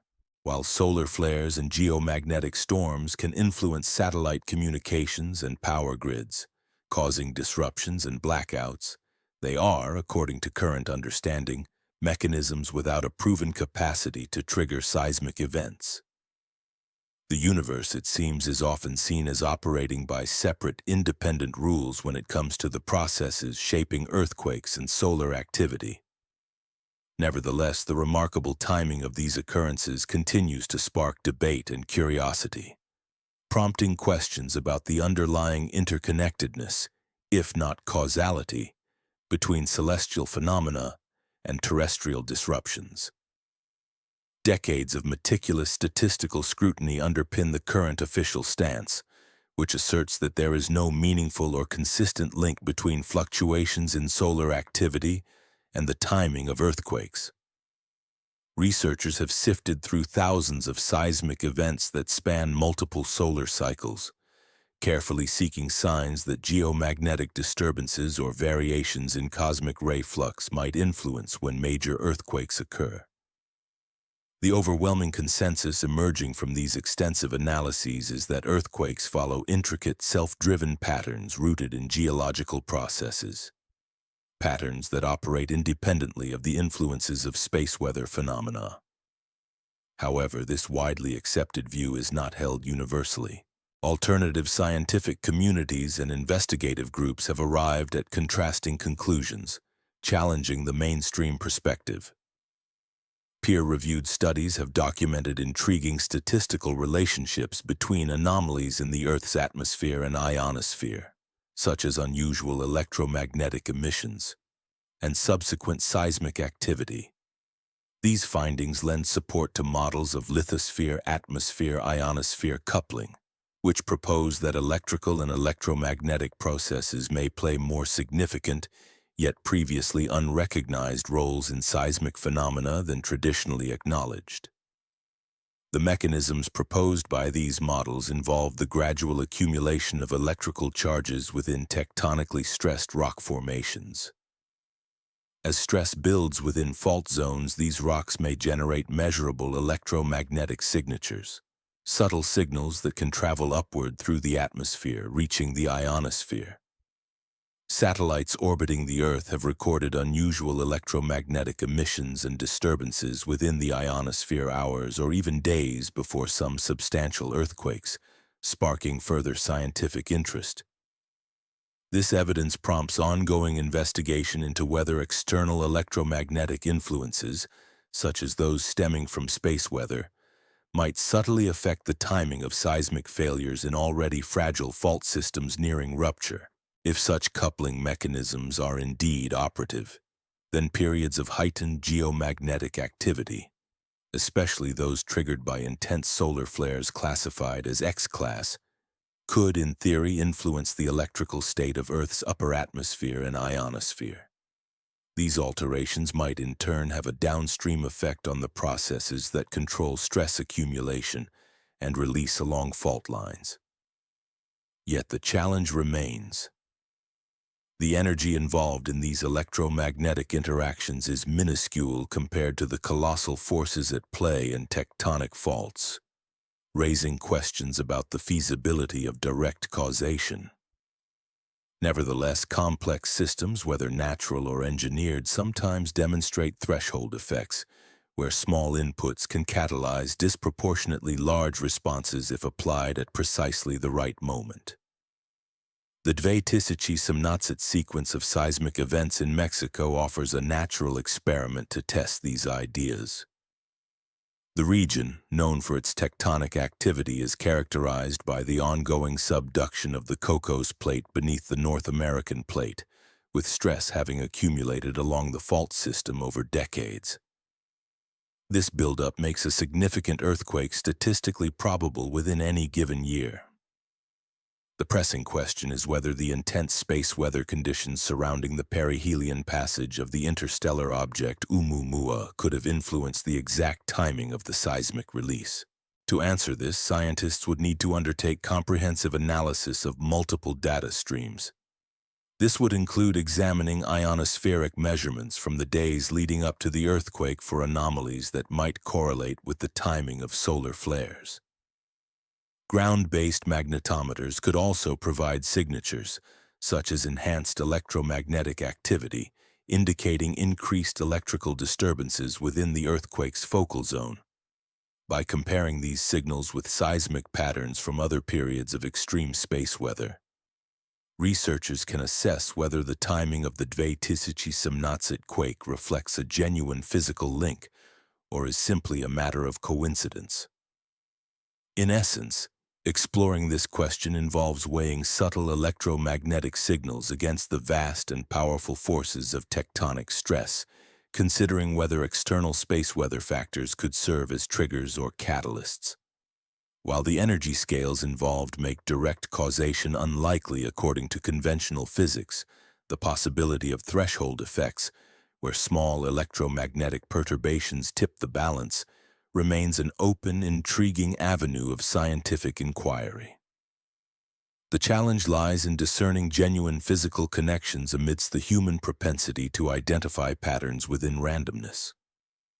Major earthquakes are traumatic, memorable events that seize public attention and linger vividly in collective consciousness long after smaller tremors, which happen more frequently, fade from memory.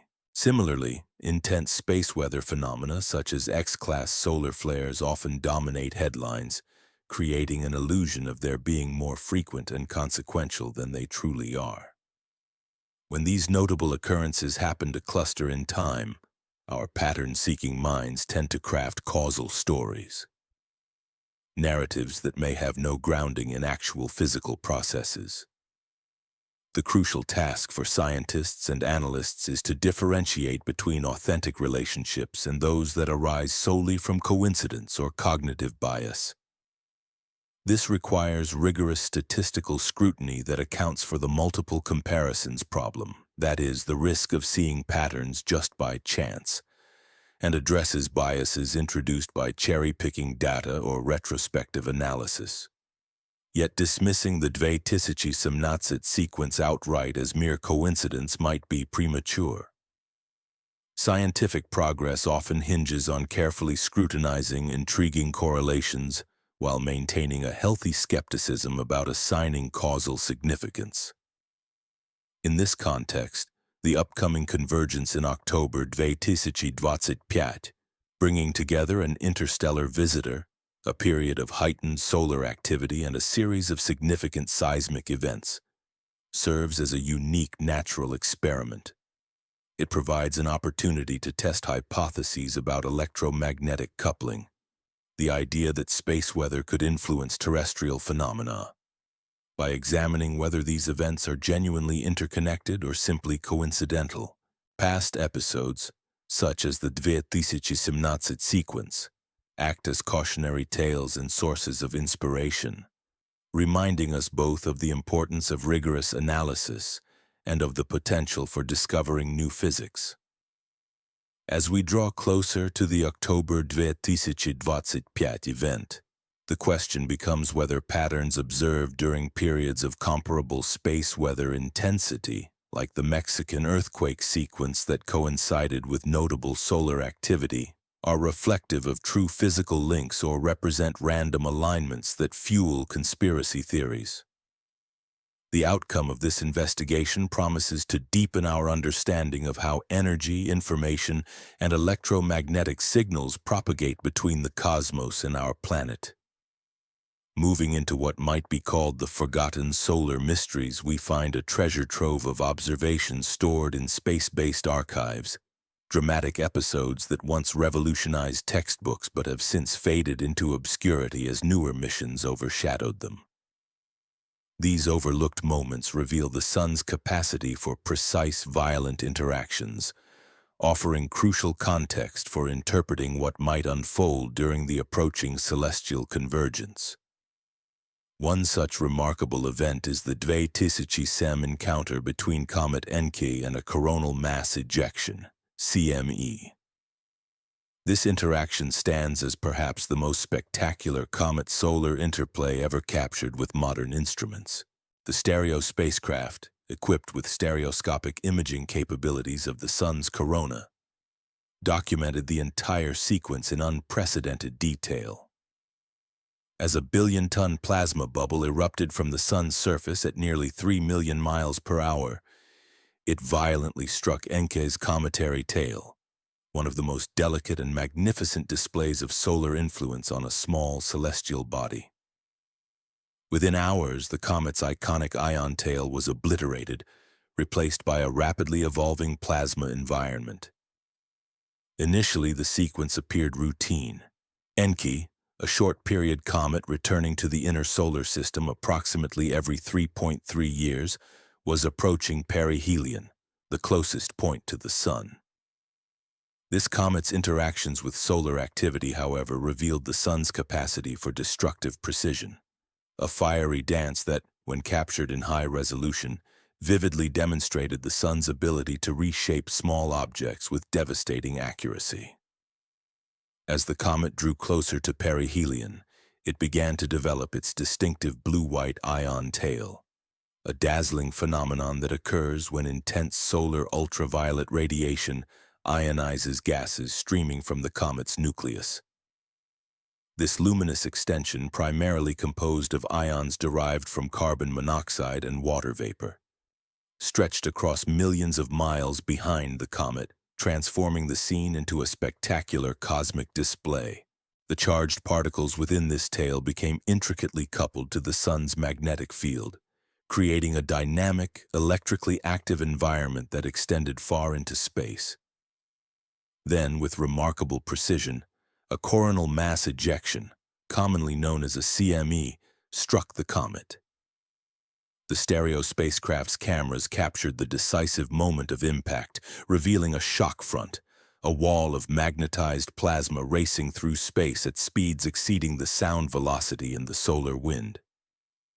This energetic wave engulfed the delicate structure of the tail, disrupting its previously stable form. Within hours, magnetic reconnection, a process where magnetic field lines realign and release energy, had severed the connection between the tail and the nucleus. What remained was a ghostly streamer of ionized gas, a remnant that was swiftly swept away by the intensified solar wind. Despite this upheaval, the comet's nucleus did not remain inert. It continued to produce new streams of gas and dust, gradually rebuilding the disrupted plasma structure. Time-lapse sequences from stereo imaging vividly documented this process, showing the tail slowly re-emerging and reforming over subsequent days, like a phoenix rising anew from electromagnetic ashes. This entire episode offered unambiguous evidence that solar disturbances possess the power to dramatically reorganize cometary plasma structures through direct electromagnetic interactions, establishing a tangible link between solar activity and comet behavior. 7 years later, another celestial visitor, Comet Siding Spring, provided an even more extraordinary demonstration of how comets can influence planetary environments. This comet, traveling along a hyperbolic orbit that took it nearly 1,000,000 years to reach the inner solar system, swooped within just 87,000 miles of Mars, an astonishing proximity in cosmic terms. As it approached, Siding Spring's extended coma, an enormous cloud of gas and dust, enveloped the red planet, triggering the most intense meteor shower in Martian history. The NASA Mars Atmosphere and Volatile Evolution MAVEN spacecraft, designed to study Mars' upper atmosphere, found itself uniquely positioned to fly directly through the comet's coma, while simultaneously monitoring the planet's ionosphere. The results of this daring maneuver surpassed all expectations. The dust and gas from Siding Spring entered Mars' atmosphere in quantities sufficient to cause significant chemical transformations. Metallic ions from the comet's material were deposited throughout the planet's upper atmosphere, provoking ionospheric disturbances that persisted for days after the encounter.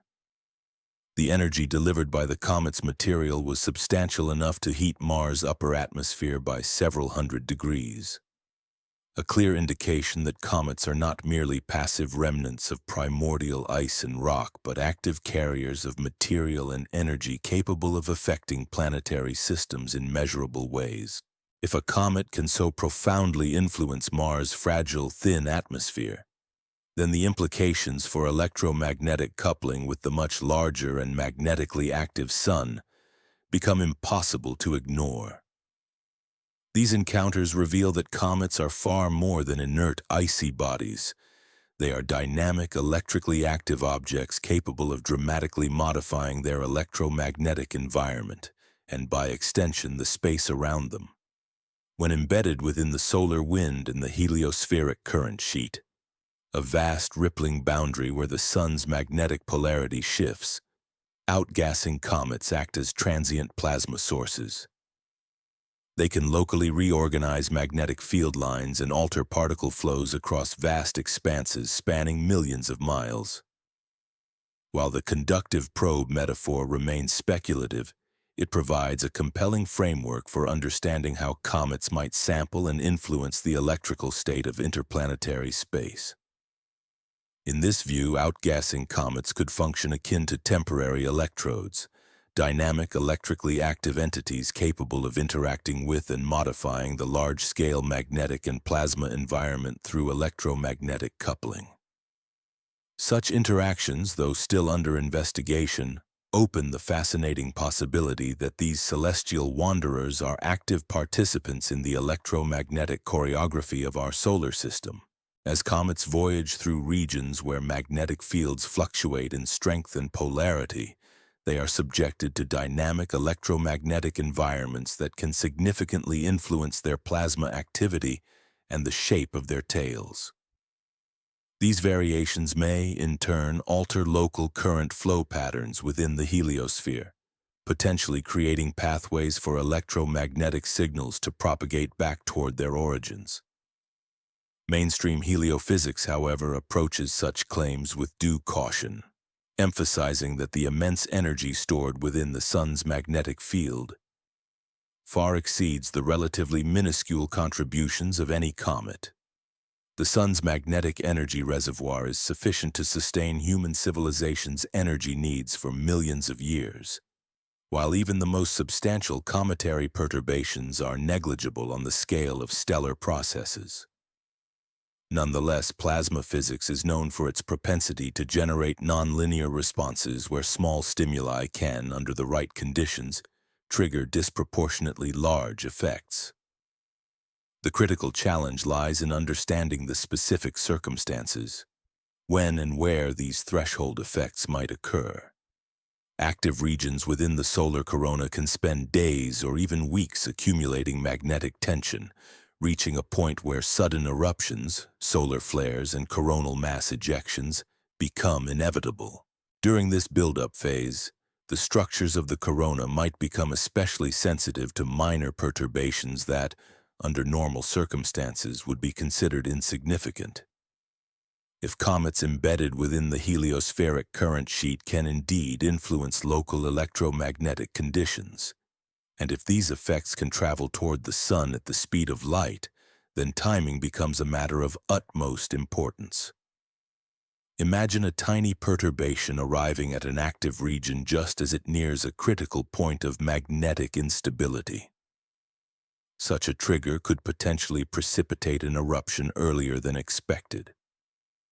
This process would be akin to a small seismic event setting off a massive avalanche on a slope already laden with unstable snow. To test these hypotheses, scientists must employ observational strategies capable of distinguishing genuine electromagnetic coupling from mere coincidence. This involves coordinated monitoring of comet positions, their plasma activity, and the surrounding solar environment during periods when solar flares are likely to occur.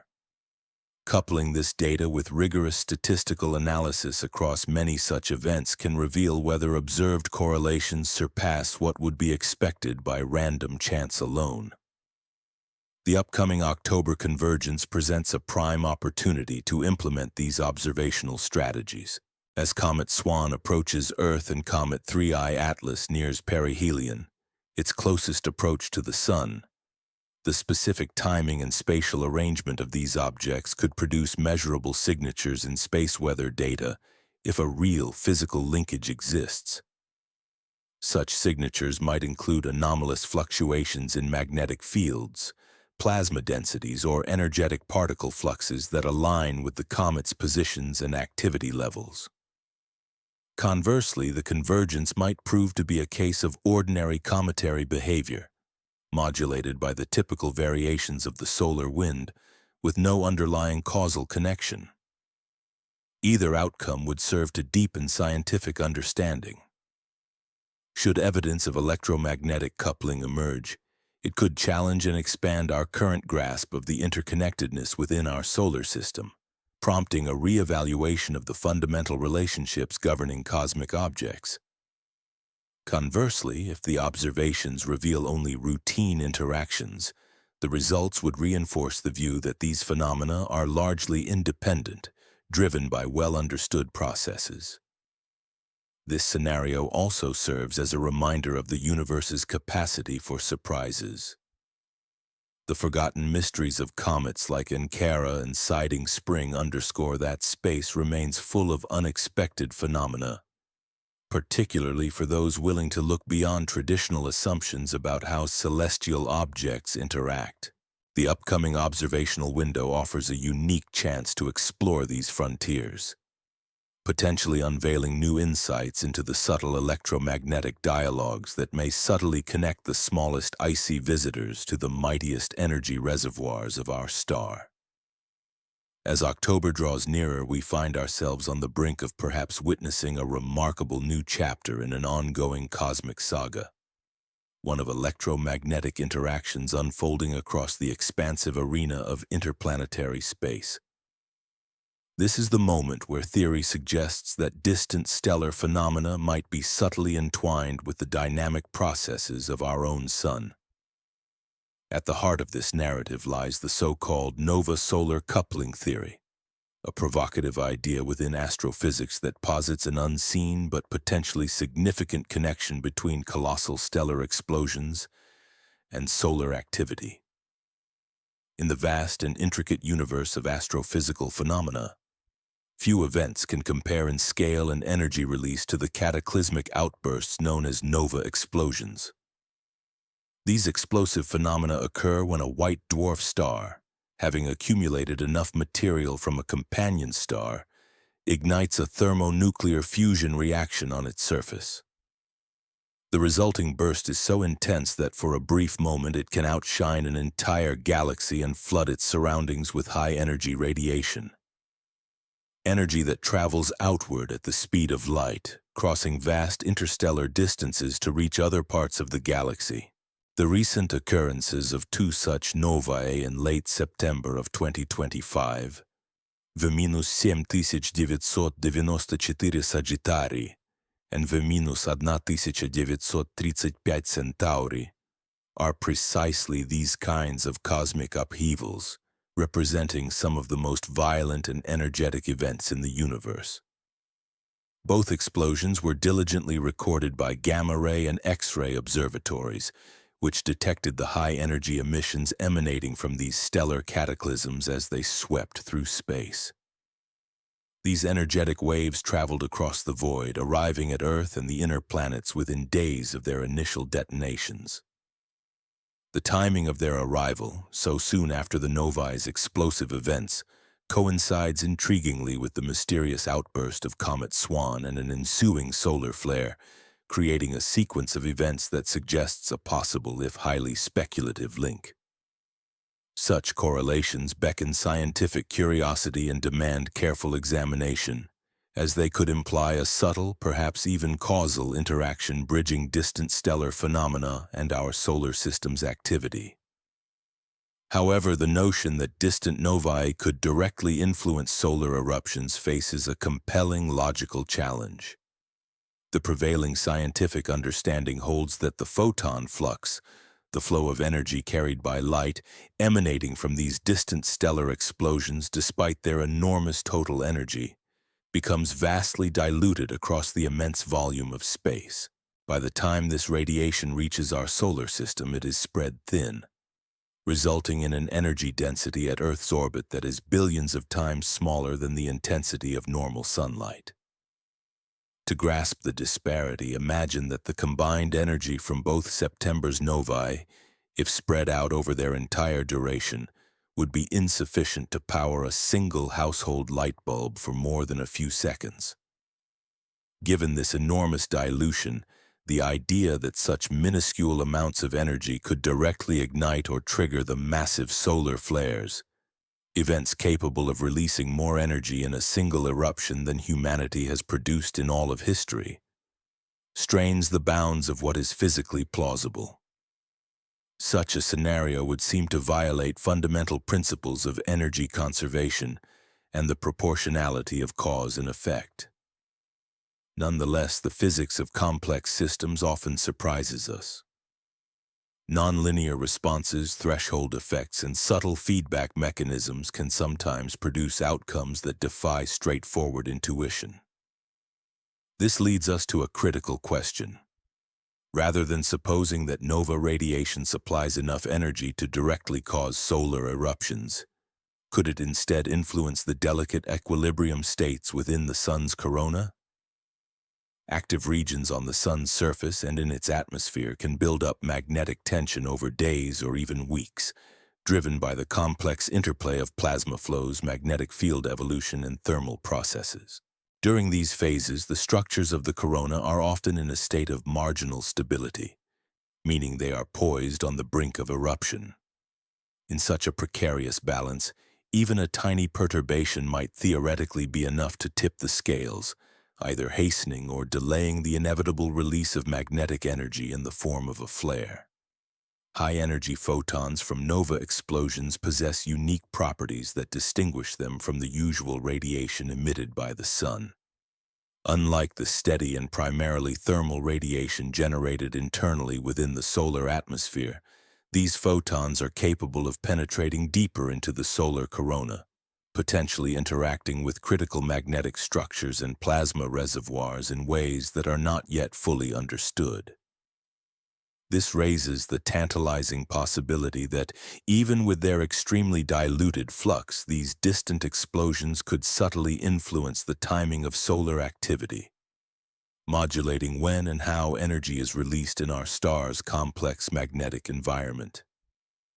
In essence, while the direct transfer of energy appears negligible, the potential for high-energy photons to act as triggers or catalysts in the sun's intricate system of magnetic tension and plasma flows remains a provocative area of scientific inquiry. It challenges us to consider whether the universe's most energetic events, seemingly disconnected by vast cosmic distances, could nonetheless participate in a delicate dance, an electromagnetic choreography that shapes our stellar neighborhood in ways we are just beginning to comprehend. Gamma rays and X-rays possess an extraordinary ability to penetrate much more deeply into plasma and solid matter than visible light, allowing them to reach regions within the solar environment where different physical processes tend to dominate. In the context of the solar corona, the outermost layer of the sun's atmosphere, such penetrating radiation could potentially influence a variety of key phenomena.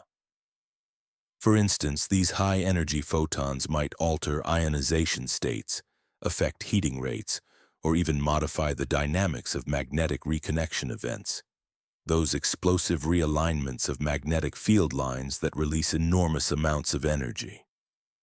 These effects, however, are difficult to accurately model when relying solely on local solar heating, as they involve complex interactions that extend beyond the scope of traditional localized theories. Venturing into the fringe territories of what might be called nova-solar coupling, scientists encounter hypotheses that challenge established physics, ideas that push into speculative realms where experimental support remains elusive. Some researchers have proposed that neutrinos, those nearly massless, chargeless particles produced in staggering quantities during thermonuclear explosions, could somehow interact with solar plasma in ways current models do not anticipate. Given their weak interactions, neutrinos are generally thought to pass through matter virtually unnoticed, yet the suggestion persists that under certain conditions they might influence processes within the sun in subtle but measurable ways. Others have theorized that high-energy photons, such as gamma rays emitted during stellar explosions, could trigger cascades of particle interactions. These cascades might amplify tiny initial disturbances into effects large enough to influence the behavior of the solar plasma, potentially altering the timing or intensity of solar events. Nonetheless, these ideas face formidable theoretical obstacles. For example, the interaction cross-sections of neutrinos are so minuscule that trillions pass through human bodies and planetary matter every second without leaving a detectable trace. The probability that neutrinos originating from distant nova explosions could significantly impact the solar plasma, given our current understanding of particle physics, is effectively approaching zero. On a more conservative note, there exists a different, more modest avenue for interpretation, one rooted in human cognition. Cognitive scientists call this phenomenon synchrony illusions, which describe our natural tendency to perceive meaningful connections between independent events that happen to occur close together in time. For example, the sun's rotation creates a roughly 27-day cycle in active region evolution, leading to periodicities in sunspot activity and magnetic behavior. Similarly, the heliospheric current sheet, the vast wave-like boundary where the sun's magnetic field flips polarity, also exhibits periodic structures aligned with this cycle. Meanwhile, the orbital mechanics of comets produce predictable timing patterns in their perihelion passages and maximum brightness, and observer visibility is influenced by Earth's rotation and orbital motion, adding further periodic signals. When multiple independent processes such as solar rotation, magnetic field variation, comet orbits, and Earth-based observation cycles interact, they can produce what appears to be synchronized timing, even when no direct physical connection exists. The challenge for scientists is to differentiate genuine causation from the inevitable mathematical coincidence that arises because independent oscillators can occasionally fall into phase alignment purely by chance. To rigorously test hypotheses of nova-solar coupling, researchers would need to undertake comprehensive statistical analyses over many events and across multiple solar cycles. This would involve compiling a detailed catalog of all nova explosions detected over the past several decades, including their precise timing, distances, and the energy they emitted. Such a database could then be compared with records of solar flare activity, tracking whether any correlations in timing exceed what would be expected by chance once adjustments are made for multiple comparisons. This approach must also carefully account for inherent biases in pattern recognition. Dramatic high-profile events like X-class solar flares or bright comets tend to grab attention and are remembered vividly, while smaller, more frequent phenomena often fade into the background statistically. Recognizing this selection bias is crucial because human perception tends to overemphasize striking coincidences and underestimate the significance of mundane, routine events. Only through rigorous, unbiased statistical analysis can the true nature of any potential connection be elucidated, distinguishing meaningful relationships from random alignments. The human mind has a natural tendency to cling to striking coincidences, often recalling moments where events seem perfectly aligned while overlooking the countless instances where such synchronizations do not occur. This selective memory can lead us to form false impressions of meaningful connections, convincing us that certain phenomena are linked when, in reality, their apparent correlation may be purely coincidental. To cut through this cognitive bias, scientists employ statistical tools like Monte Carlo simulations.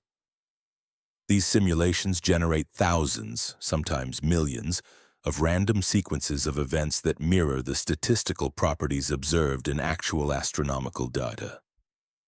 By comparing these synthetic data sets to real-world observations, researchers can determine whether the correlations they perceive are statistically significant or simply the product of chance. In the context of the nova-solar coupling hypothesis, the current consensus remains one of cautious curiosity.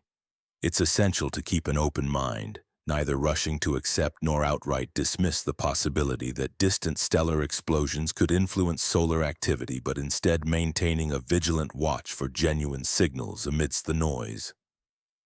Arguments rooted in the physics of energy scales provide compelling reasons to doubt a direct causal link. The sheer magnitude of energy involved in stellar explosions, for instance, vastly exceeds what could reasonably influence processes within our solar system at a distance. Yet complex systems, such as the interactions of plasma, magnetic fields, and energetic particles, are known to behave in nonlinear ways. Sometimes these systems exhibit what are called threshold effects, where small, seemingly insignificant inputs can, under the right conditions, trigger disproportionately large responses.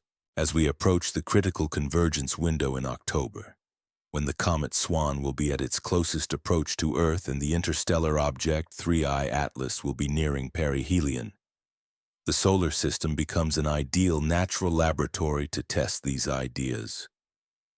Are the observed correlations between distant energy events and local solar activity genuine manifestations of underlying physics? Or are they merely the result of humans' innate tendency to seek patterns and assign meaning to mathematical coincidences?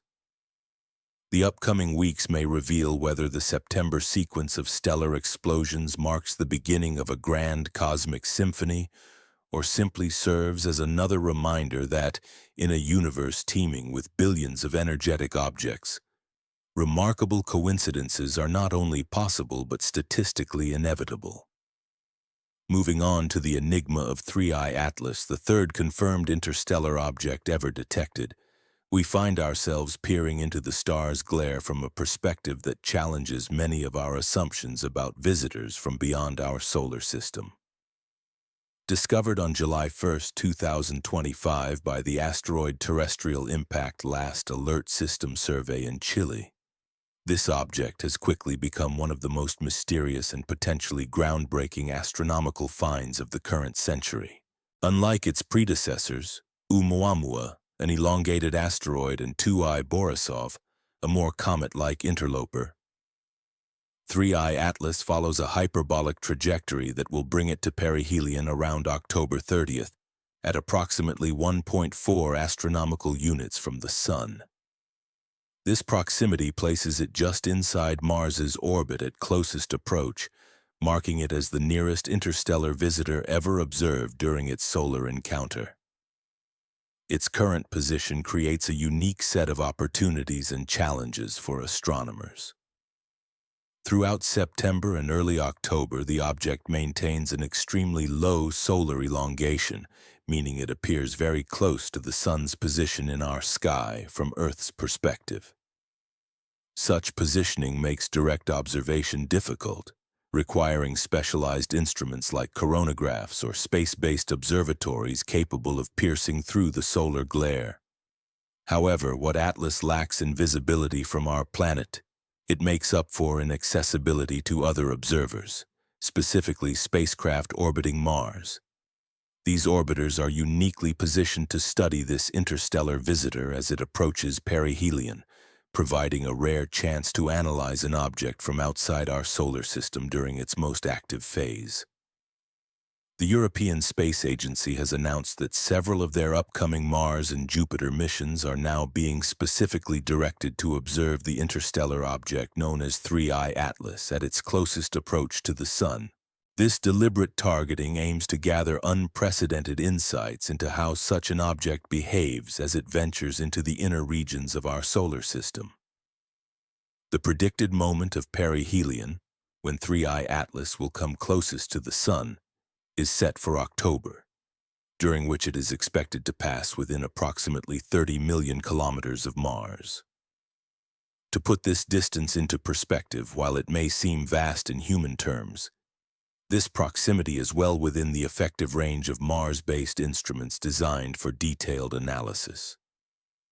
These instruments can perform spectroscopic studies to determine the composition of the object's gases, detect dust particles, and monitor any outgassing activity or the development of a surrounding coma, as the object experiences the intense solar heating characteristic of perihelion.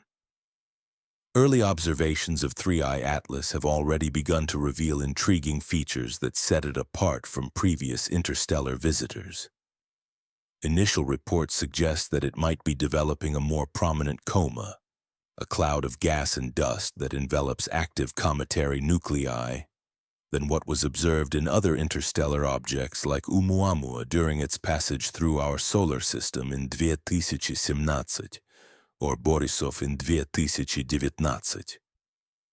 These preliminary findings, however, are still tentative.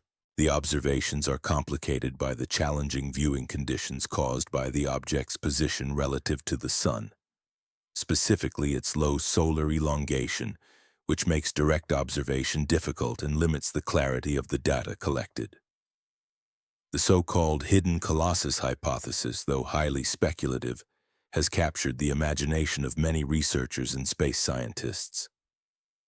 It posits that if 3I Atlas contains substantial quantities of hypervolatile materials, substances such as carbon monoxide or nitrogen that sublime, or transition from solid to gas at large distances from the Sun, it could develop an enormous extended coma as it approaches perihelion. Such a coma could reach millions of miles from the nucleus, creating a significant barrier to the solar wind, a stream of charged particles emitted by the Sun, and potentially acting as a major source of plasma loading in the inner heliosphere. This process involves complex physics that remains largely uncharted territory. Historically, previous interstellar visitors have been relatively small objects with minimal outgassing activity, limiting the opportunities to study how interstellar matter might interact with the solar wind environment. If 3I Atlas proves to be more substantial and volatile-rich, It could open a new chapter in our understanding by providing the first clear observational window into how interstellar material can integrate with, and possibly influence, the plasma dynamics within our solar system. This concept can be metaphorically likened to an interstellar capacitor, a romantic yet scientifically meaningful image. It evokes questions about how objects that carry the electromagnetic signatures of interstellar space might interact with the solar system's magnetic environment. Interstellar space is known to be rich with magnetic fields, cosmic rays, and plasma densities that are markedly different from the conditions within the domain of the solar wind. When such interstellar objects enter the heliosphere, the vast magnetic bubble created by the Sun, they potentially carry embedded information about these external conditions. This information is reflected in their magnetic and electrical properties, raising profound questions about the nature of their interactions and the extent to which they might influence or modulate the electromagnetic environment of our solar system. To explore these highly speculative concepts, scientists must develop innovative observational strategies capable of detecting phenomena currently beyond the reach of most existing instruments. One promising approach involves spectroscopic analysis, which can identify the detailed chemical makeup of any developing coma around the object.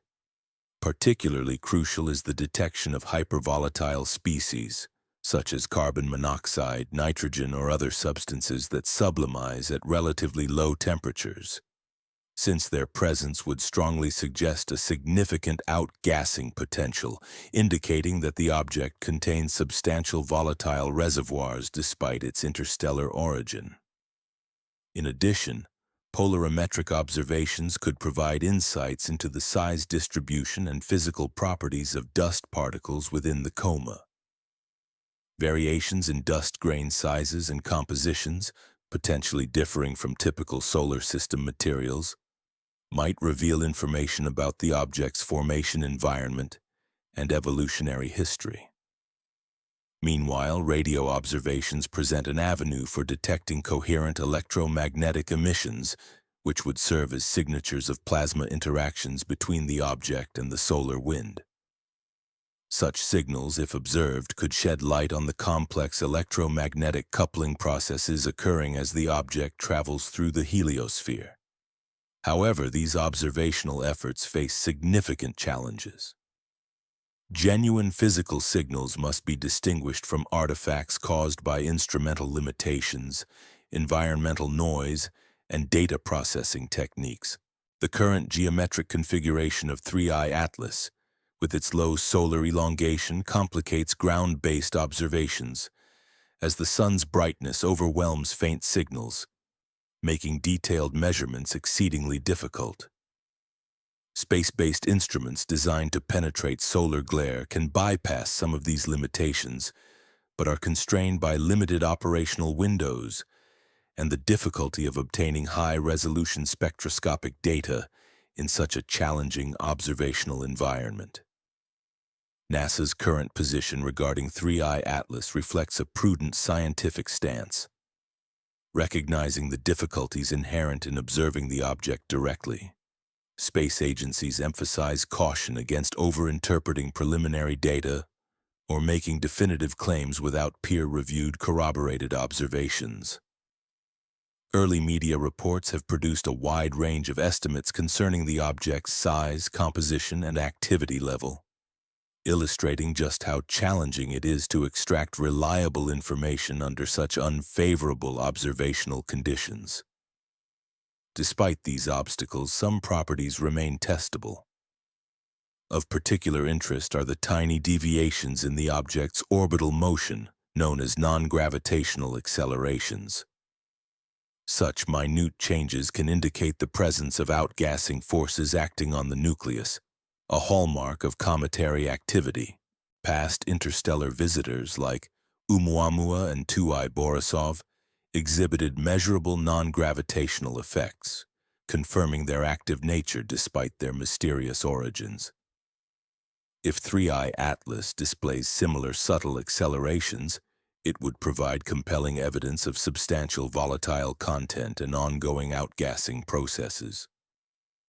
To deepen understanding of this enigmatic object, the European Space Agency has committed to a coordinated observation campaign involving multiple spacecraft. Missions such as Mars Express, the ExoMars Trace Gas Orbiter, and potentially the Jupiter Icy Moons Explorer are all slated to observe the object during its closest approach to the Sun. These joint efforts aim to gather a comprehensive data set on the behavior of an interstellar object under peak solar heating, a rare and invaluable opportunity. As the month of October draws near, the convergence of 3I Atlas's perihelion with Swan's closest approach to Earth presents an unprecedented scientific window. Studying two distinct types of solar system visitors simultaneously, one originating from our local solar neighborhood and the other from beyond, during their most active phases, could yield insights into their physical properties, evolutionary processes, and their responses to intense radiation environments. Whether this precise timing is a result of meaningful physical synchronization or mere astronomical coincidence remains to be seen. But the observations collected in the coming weeks have the potential to significantly advance our understanding of how objects from both the outer solar system and interstellar space react to the complex energetic milieu of the inner heliosphere. Furthermore, these investigations might hold broader implications. The Sun's behavior and the matter and energy flows within our solar system could be keys to unlocking deeper cosmological truths, such as the fundamental processes governing matter exchange and energy transfer across the galaxy beyond the protective boundary of our heliosphere. Ultimately, these efforts aim to explore whether the dynamic interactions of interstellar visitors and solar phenomena are mere coincidences or part of an intricate, interconnected cosmic network, one that shapes not only our immediate neighborhood but also the broader galaxy in which we reside. Part 11. Solar Cycle 25 is approaching a critical threshold. The Sun, long considered a relatively steady star, is now stirring with a vigor that has taken many solar physicists by surprise. Since its official commencement in December of 2019, Solar Cycle 25 has consistently defied the modest expectations set by earlier predictions. Instead of the subdued activity anticipated, the Sun has surged ahead, indicating that we may be on the brink of a solar maximum far more intense than any we've seen in recent history. Back in 2019, the forecast issued by the Solar Prediction Panel had painted a picture of a relatively mild cycle. They projected a peak sunspot number hovering around 115, an output comparable to the previous cycle, which itself was marked by underwhelming activity. But nature had its own plan. By the year 2023, it was evident that solar activity was not only surpassing expectations, but doing so with remarkable intensity. Sunspot counts, flare rates, and the frequency of coronal mass ejections all climbed well above the levels forecasted, signaling an unexpected escalation in solar dynamism. A striking example of this heightened activity was the flare that erupted on September 28th. An M6.4 class solar flare originating from active region 4232 fits seamlessly into this pattern of intensification. Although M-class flares are a common feature during solar maximum conditions, the persistent strength and regularity of recent eruptions suggest that Solar Cycle 25 is moving toward a crescendo that could rival some of the most historic and powerful solar storms recorded. Monitoring agencies like NOAA's Space Weather Prediction Center have been diligently tracking the Sun's behavior through a multitude of indices, constructing a comprehensive picture of our star's electromagnetic proceedings. One key measure is the F10.7 solar flux, a radio emission index that closely correlates with overall solar activity. Throughout 2024 and into 2025, this flux has remained at elevated, sustained levels, a clear sign that the sun is in a state of heightened energetic output. Similarly, data from the GOES satellites measuring X-ray flux reveal an increase in background emissions, pointing to intensified coronal heating across numerous active regions. This heating signifies that the sun's outer atmosphere, or corona, is more active and turbulent than usual, contributing to the overall energetic environment. Perhaps most critically, the rate at which Earth-directed coronal mass ejections, massive plasma bubbles carrying billions of tons of charged particles, are occurring has risen dramatically over the past year. When these immense clouds are directed toward Earth, they have the potential to ignite geomagnetic storms. Such storms can disrupt satellite communications, induce dazzling auroras that paint the polar skies, and in severe cases threaten the stability of our power grids by generating dangerous electrical currents. The physics behind this surge in solar activity involves intricate interactions between the sun's magnetic field and the plasma flows that carry energy from its core, in which nuclear fusion occurs, to its visible surface. Active regions emerge where concentrated magnetic field lines penetrate through the photosphere, the sun's visible surface, forming the dark spots known as sunspots. These magnetic structures are not static. Over days and weeks, they can accumulate tension as plasma flows twist and distort the magnetic lines into increasingly unstable configurations. When the magnetic tension becomes too great, surpassing the confining pressure of the surrounding plasma, explosive events occur. Magnetic reconnection, the process by which magnetic field lines snap and reconnect, releasing enormous reservoirs of stored magnetic energy, gives birth to powerful solar flares and coronal mass ejections. These phenomena operate on energy scales that are almost beyond human comprehension.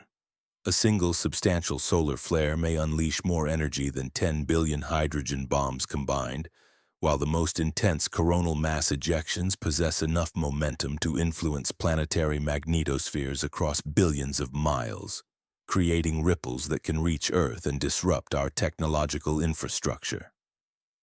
Present-day solar activity exhibits several notable features that set this cycle apart from those observed in recent decades. One of the most striking is the increased longevity of active regions.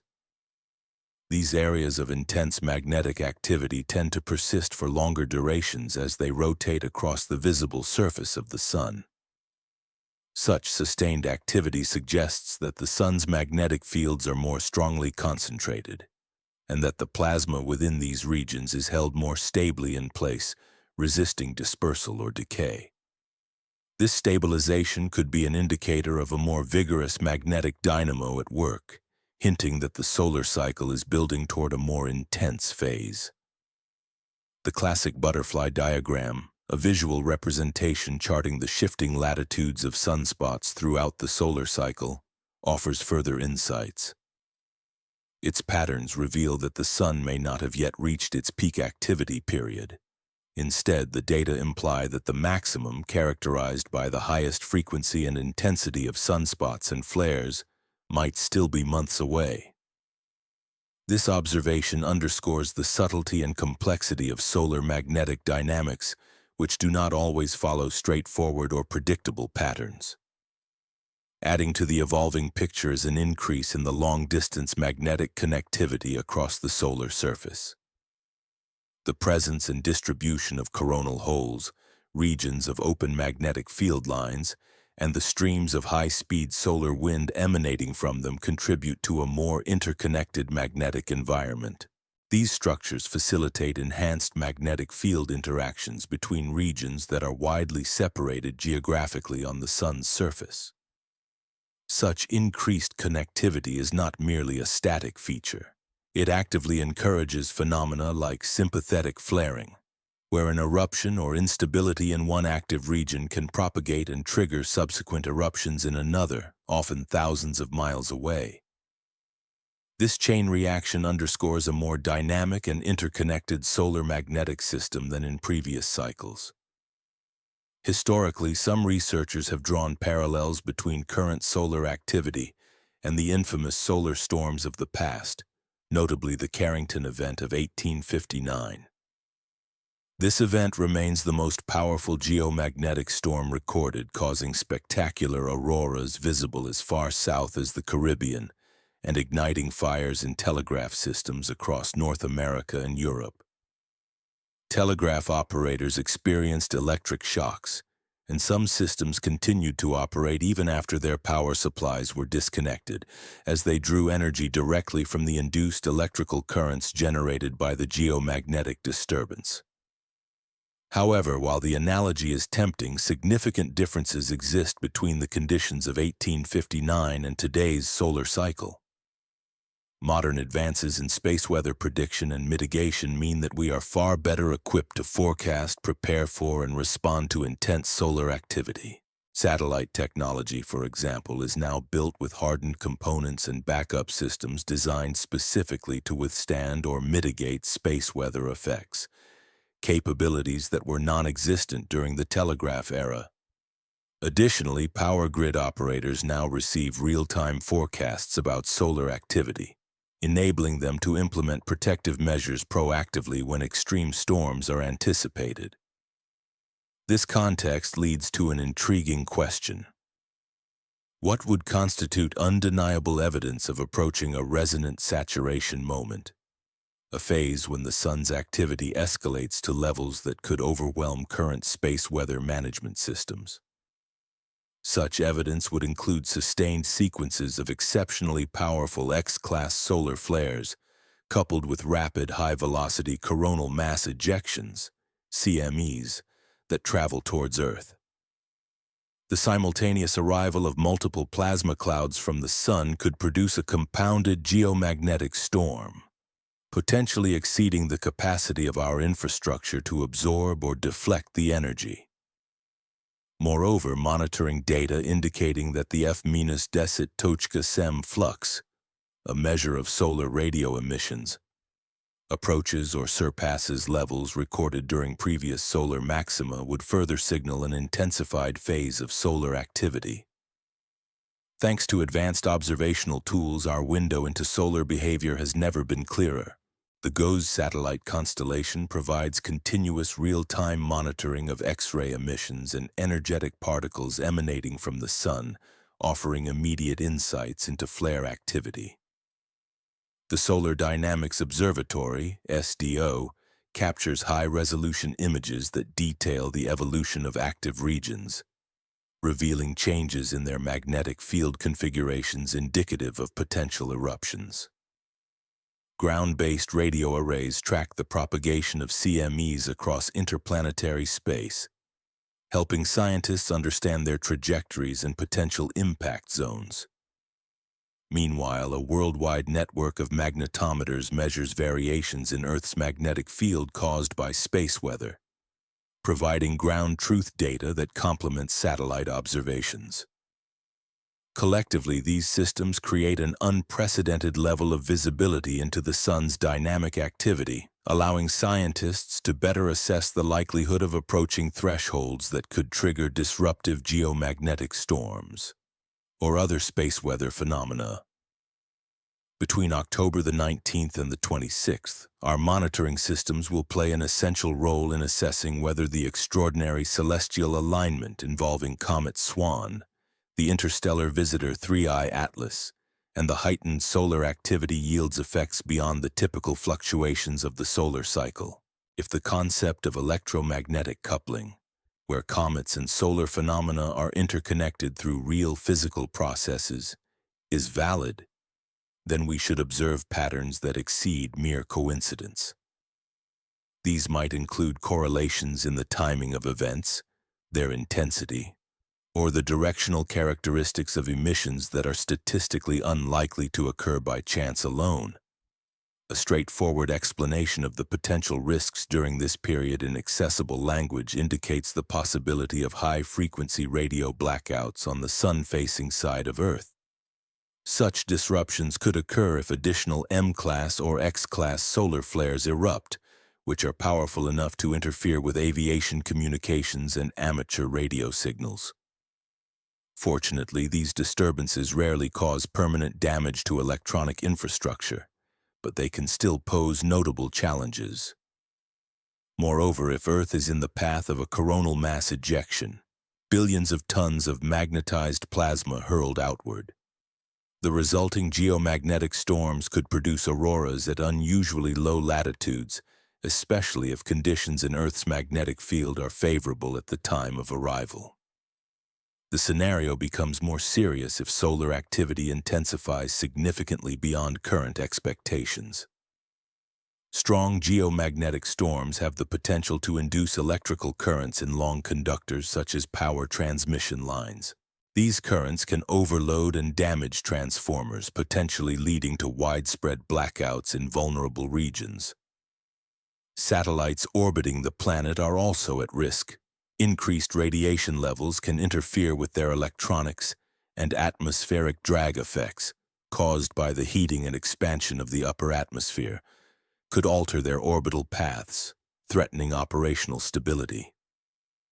As solar cycle 25 advances toward its peak activity phase, the upcoming October convergence offers a rare natural experiment to investigate whether cosmic coincidences, such as the simultaneous alignment of celestial bodies and solar eruptions, can have a measurable influence on terrestrial space weather. Whether the findings support or refute this idea, the valuable data collected during these days will deepen our understanding of how energy and information traverse the vast electromagnetic web linking our star to every corner of the solar system. Moving into the broader context, in the shadowy realm where space weather intersects with seismology, a provocative hypothesis has gained attention. It suggests that electromagnetic disturbances, waves and fluctuations propagating from space to Earth, might subtly influence the timing of earthquakes, challenging conventional views on how seismic events occur. This electroseismic theory posits that ionospheric perturbations, driven by space weather, could trigger cascading effects that push already stressed fault systems closer to failure, not directly causing earthquakes but possibly nudging their timing. This idea warrants careful scientific scrutiny because it touches on one of the most enduring and contentious puzzles in natural hazard research: earthquake prediction.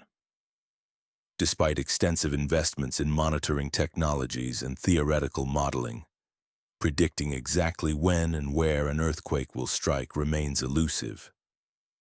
The core difficulty stems from the complexity of fault systems, where tiny variations in stress, poor fluid pressures, or material properties, changes often at the microscopic level, can determine whether accumulated tectonic strain is released gradually through slow deformation or suddenly as a catastrophic rupture.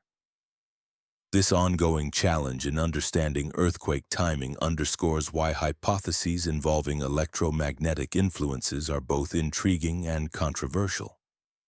They suggest that external factors such as space weather might play a role in tipping the delicate balance of fault stability. However, establishing a firm causal connection is difficult because fault behavior is predominantly governed by internal geological processes. Still, the possibility that electromagnetic disturbances could contribute, even subtly, to the timing of seismic events continues to motivate research that seeks to bridge the gap between space physics and earthquake science. The United States Geological Survey maintains a definitive stance regarding the supposed links between space weather and earthquakes. Their position is clear. There is no scientifically established causal connection between electromagnetic disturbances, such as geomagnetic storms, and seismic activity. This conclusion is grounded in comprehensive statistical analyses of earthquake records collected over many decades and across numerous solar cycles, consistently revealing no significant correlations between the intensity of geomagnetic storms and the timing or magnitude of earthquakes. In other words, despite the numerous hypotheses suggesting a possible link, the empirical evidence has yet to substantiate any direct cause and effect relationship. However, this mainstream scientific consensus is not the only perspective. Alternative research communities, often operating on the fringes of conventional science, continue to report compelling observations and correlations that challenge the official stance. Several peer-reviewed studies have documented statistical associations between anomalies in the Earth's atmosphere and ionosphere. Disturbances that appear to precede or coincide with large seismic events, particularly in regions where tectonic activity is intense. These findings, though controversial, suggest that the relationship between space phenomena and terrestrial earthquakes might be more intricate than the prevailing models acknowledge. The mechanisms proposed to explain these phenomena fall under a broad framework known as lithosphere-atmosphere-ionosphere coupling, abbreviated as LAIC. This concept posits that electrical and electromagnetic processes could play previously unrecognized roles in the initiation and progression of earthquakes.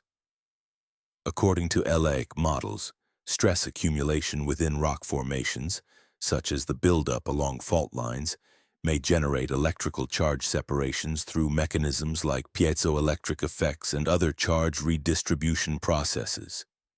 These charges could then propagate upward, creating detectable disturbances in the ionosphere hours or even days before a major quake occurs. Laboratory experiments lend some credence to this idea, demonstrating that rocks under stress can indeed produce electrical currents and electromagnetic emissions through piezoelectric phenomena and charge separation. Extrapolating these laboratory results to the scale of real-world fault systems suggests that similar electromagnetic signatures might be generated in tectonically active regions. Such signals could, at least in principle, be detected by satellites monitoring ionospheric conditions, offering a potential avenue for earthquake prediction or early warning. Yet the debate deepens when considering the reverse pathway. Could external electromagnetic influences, such as those from space weather, impact the electrical state of fault zones and influence the timing of seismic events? Proponents of this view argue that during periods of intense geomagnetic activity, such as those following major solar storms, ionospheric current systems could couple downward into the Earth's crust, affecting the electrical environment of stressed fault regions. This coupling might, in some scenarios, act as a trigger or modulator for seismic activity. Nonetheless, the challenge to these models is significant. The energy involved in even the most powerful geomagnetic storms is minuscule compared to the mechanical forces that drive fault ruptures. Geomagnetic storms typically induce electrical currents that are many orders of magnitude weaker than those necessary to influence the physical processes governing earthquake initiation. Despite this, complex systems theory suggests that small inputs can sometimes produce outsized effects if they occur at the right moment and in the right place, a phenomenon known as threshold effects. Such nonlinear responses are well documented in various natural systems, where tiny perturbations can trigger large-scale responses under specific conditions. Historical patterns further fuel curiosity. For example, the devastating 2011 Tohoku earthquake in Japan happened during a period of heightened solar activity, although within the expected variability range of the solar cycle. Similarly, the 2017 Chiapas earthquake in Mexico nearly coincided with extreme space weather conditions surrounding the perihelion passage of the interstellar object Oumuamua. These correlations, while intriguing, remain speculative and are not yet supported by a definitive causal mechanism. Nonetheless, they invite further investigation into the potential subtle influences of space weather on terrestrial seismicity, especially during periods of exceptional solar activity. Such inquiries challenge the conventional understanding and open the door to considering whether the interplay between Earth's deep interior and the space environment might be more interconnected than currently recognized. The seismic sequence that struck Turkey and Syria in February of 2023 unfolded amidst a backdrop of heightened geomagnetic activity. Yet notably, this period's magnetic disturbances remained within ranges that frequently recur throughout different phases of our solar cycles. Such instances underscore one of the most fundamental challenges faced in research on lithospheric interplanetary coupling, LIC. Discerning authentic physical links from the natural, often coincidental alignments that happen when independent random processes momentarily synchronize. Globally, major earthquakes, those exceeding a magnitude of 6, occur approximately once every week, while significant geomagnetic storms tend to happen about once a month during the peaks of solar activity. These overlaps in timing are statistically inevitable, driven by chance alone, and therefore cannot serve as definitive evidence of causality without more rigorous, sophisticated analysis.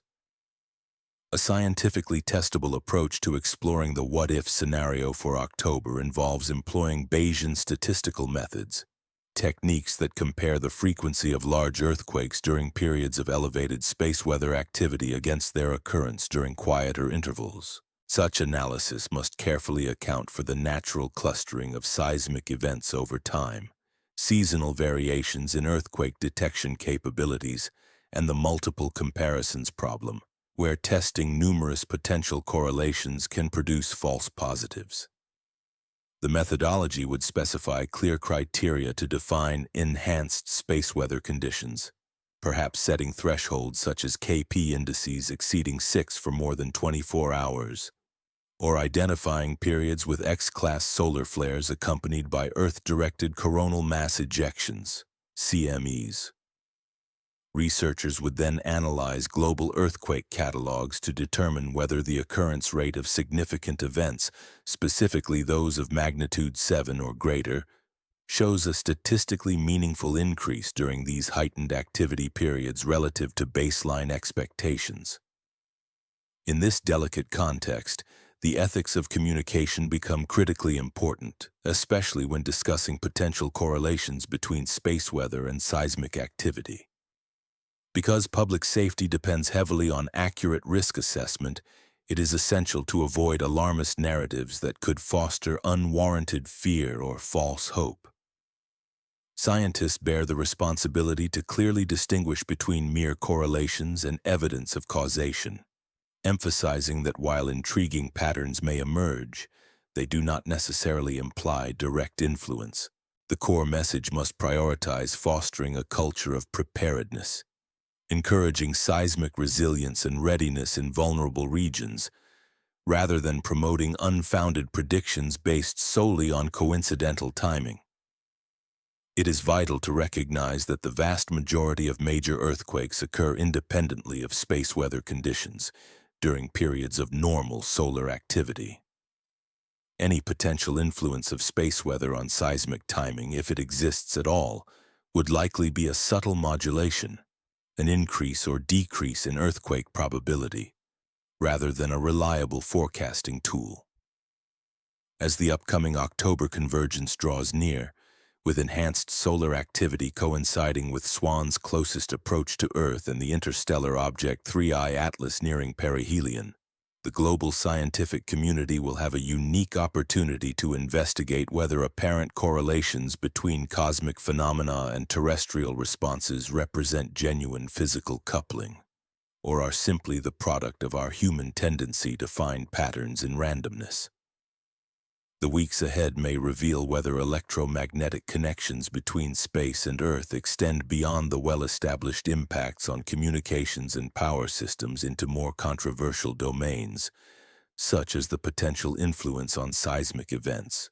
Whether such relationships are confirmed or dismissed, this investigation will deepen our understanding of the complex interplay between cosmic forces and our planet's fragile seismic stability, highlighting the importance of rigorous scientific inquiry in unraveling these profound questions. Either outcome will significantly deepen our comprehension of how energy and information traverse the vast boundaries between the cosmic realm and our terrestrial existence, those intricate pathways that define what it means to be human on this tiny yet profoundly interconnected planet orbiting within an active and dynamic solar system. Part 13. Mars, the interstellar visitor 3I Atlas and the shadow alignment. while observers on Earth find it exceedingly difficult to peer past the overwhelming glare of our star to observe the elusive interstellar object known as 3I Atlas, the red planet itself unexpectedly finds itself in a rare and privileged position. Mars, by virtue of its orbit and vantage point, is uniquely positioned to witness one of the most consequential interstellar encounters ever recorded in astronomical history. The unfolding celestial dance in early October places Mars directly in the path of this mysterious visitor, offering a front-row seat to what could be a transformative event for science's understanding of interstellar matter. As the orbital mechanics of our solar system align with remarkable precision, it becomes apparent that around October 3rd, 3I Atlas will pass within roughly 30 million kilometers of Mars. To put this in perspective, this distance is approximately 0.09 astronomical units, a measurement equivalent to about 80 times the average distance between Earth and our Moon. Although by human standards this is a significant miss in terms of direct contact, it nonetheless positions the orbiting instruments aboard Martian spacecraft within an excellent range for comprehensive and detailed scientific investigation.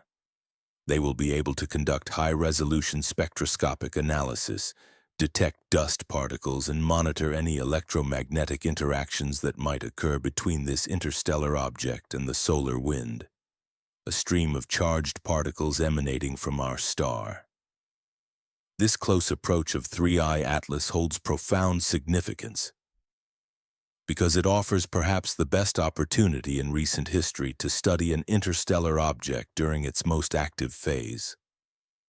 Unlike the enigmatic Oumuamua, which remained largely inert during its passage through the inner solar system, or the small, modestly active comet known as 2I Borisov, which developed only a faint coma, 3I Atlas exhibits tantalizing signs of potentially more dramatic activity as it nears the point of maximum solar heating.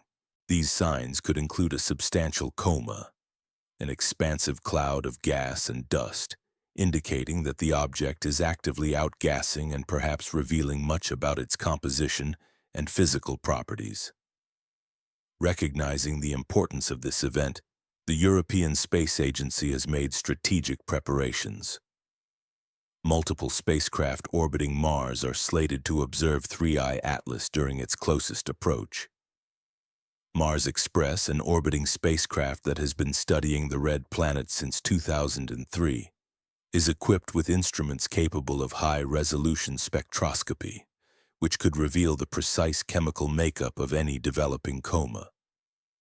Likewise, the ExoMars Trace Gas Orbiter, specifically designed to analyze atmospheric chemistry, carries sensors capable of detecting exotic volatile compounds sublimating from the interstellar nucleus, compounds that may differ significantly from those found in solar system comets. Most intriguingly, these observations are set to occur almost simultaneously with Earth's own closest approach to Comet Swan, scheduled around October 20th and 21st.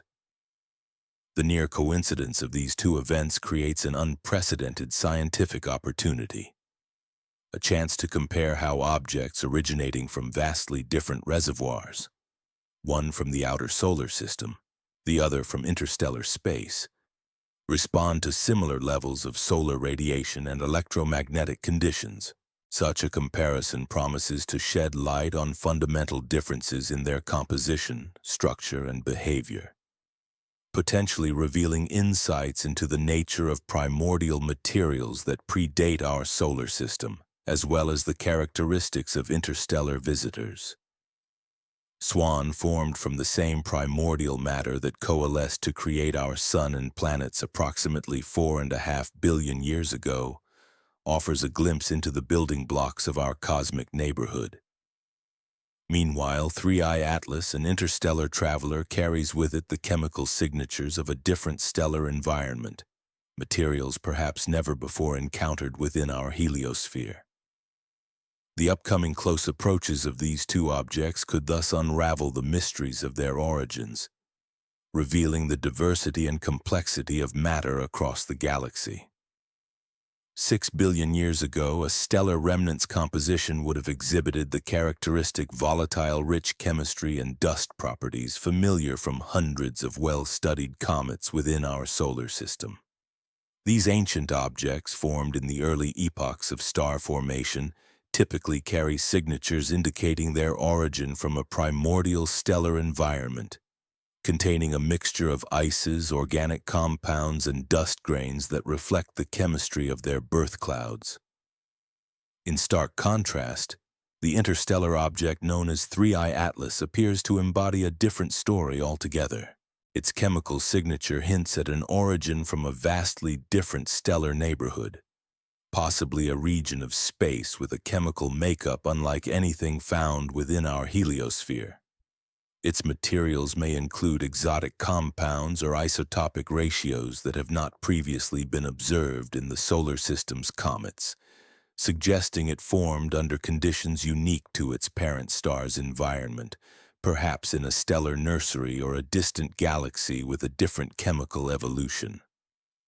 This opens up a realm of fascinating theoretical possibilities, especially when considering how such a large, actively outgassing interstellar traveler might interact with the structured plasma environment of the solar wind as it approaches Mars. Mars, with its tenuous atmosphere and weak magnetic field, creates a complex electromagnetic boundary. Here, solar wind particles, streams of charged particles emanating from the Sun, interact directly with the planet's atmospheric constituents, shaping its space environment and ionosphere. If 3I Atlas develops a substantial coma, an extended cloud of ionized gases, during its close approach, it could locally modify the plasma environment that Mars encounters during this transient interaction. Drawing parallels to the historic 2014 encounter of comet sighting spring with Mars, provides a useful framework for understanding what might happen. During that event, the comet's extended coma enveloped Mars, resulting in the most intense meteor shower in Martian history, with metallic ions deposited throughout the planet's upper atmosphere and ionosphere. These disturbances persisted for days following the closest approach, illustrating how a comet's outgassing can have a measurable impact on planetary space environments. The energy transferred from sighting spring to Mars was substantial enough to heat the planet's upper atmosphere by several hundred degrees, demonstrating that comets are capable of carrying enough material and energy to induce significant measurable effects on planetary systems. If 3I Atlas proves to be a more substantial object with even greater outgassing potential, the effects on Mars could be correspondingly more dramatic, potentially altering atmospheric chemistry, inducing stronger ionospheric disturbances, or even impacting magnetic interactions. What makes 3I Atlas particularly intriguing is its potential to shed light on the electromagnetic properties of interstellar space itself. If the object carries embedded magnetic fields, remnants from its original stellar environment, or if its plasma interactions exhibit signatures distinct from those of native solar system materials, then observations from Mars could provide unprecedented insights. Such measurements might be the first direct indicators of how interstellar matter integrates with the heliospheric conditions, revealing whether these objects carry magnetic imprints or plasma characteristics that differ fundamentally from local solar system bodies. Adding another layer of complexity to this scenario is the shadow alignment aspect of the upcoming October convergence. While 3I Atlas remains largely invisible from Earth due to its low solar elongation, meaning it is positioned close to the Sun's glare, its location in space places it in direct electromagnetic contact with the same layers of the heliospheric current sheet that Swan is traversing. Despite their vastly different origins, both objects are embedded within the same intricate electromagnetic environment, a dynamic, turbulent boundary region where the Sun's magnetic field polarity reverses and plasma flows become highly structured. As solar cycle 25 shows early signs of ramping up toward increased activity levels, marked by an abundance of sunspots, flares, and coronal mass ejections. The combined plasma output from these two large objects traveling through the same current sheet could, in theory, generate measurable perturbations. These interactions might influence the local plasma conditions, propagating subtle changes throughout the heliospheric circuit. Although such effects are highly speculative, the physics of plasma loading and electromagnetic coupling suggests that, under the right conditions, even small-scale interactions could be detectable by the sensitive instruments monitoring solar wind parameters and magnetic field variations. In essence, the convergence of these interstellar and solar system objects within a shared electromagnetic environment offers a rare laboratory, an opportunity to explore whether distant objects from other stellar neighborhoods can influence, or be influenced by, the interconnected plasma processes of our solar system. If these interactions are real, they could challenge existing models, hinting at a more dynamic, electrically coupled cosmos, where even extraterrestrial visitors play an active role in shaping the space environment around us. Measurements from the Parker Solar Probe, which meticulously monitors the magnetic field structures and the populations of energetic particles near the Sun, could play a pivotal role in detecting whether the upcoming October convergence triggers any signs of intensified electromagnetic interactions among various objects within our solar system. The primary challenge in this endeavor lies in accurately discerning true physical influences from the background variability that inherently characterizes all space plasma environments. Such environments are naturally dynamic and turbulent, making the identification of subtle interactions a complex task requiring precise data analysis. Meanwhile, observations from Mars are poised to focus on examining the physical and electromagnetic characteristics of the interstellar object known as 3I Atlas. Scientists will aim to document its compositional makeup, particularly its outgassing behaviors, how it releases gases as it approaches the Sun, and to identify any electromagnetic signatures that might differentiate interstellar materials from those originating within our own solar system. Spectroscopic analysis will be instrumental in this regard, as it could reveal the presence of exotic volatile compounds, such as unusual types of gases, that are not typically found in standard solar system comets. Additionally, dust particle detectors aboard orbiters could analyze the properties of the dust grains emitted by the object, potentially reflecting formation environments that are entirely distinct from those of familiar solar system bodies. The timing of this interstellar encounter is particularly fortuitous. It occurs just days before Swan, the long-period comet, reaches its closest approach to Earth, and several weeks before 3I Atlas attains perihelion, the point of closest approach to the Sun. This sequence creates a natural, incremental observational opportunity, allowing scientists to study how each object responds as it approaches the Sun's intense heat and potential peak activity. Mars, with its orbiting spacecraft, will serve as a reconnaissance platform that provides crucial early data, informing terrestrial observers about what to anticipate as these cosmic visitors continue their journeys inward, both advancing toward their maximum solar exposure and possibly exhibiting their most dramatic behaviors. Whether the upcoming October convergence ultimately reveals extraordinary interstellar comet activity, such as unexpected outbursts or electromagnetic phenomena, or simply confirms that these distant visitors, regardless of their origins, obey well-understood physical laws when subjected to solar radiation, the data collected by Mars-based instruments will significantly broaden human understanding. Such observations will shed light on the fundamental nature of matter and energy within our galactic neighborhood. In this context, Mars may prove to be more than just a stepping stone for future human exploration. It could become an essential observational vantage point for studying the cosmic visitors that sporadically appear in our solar system.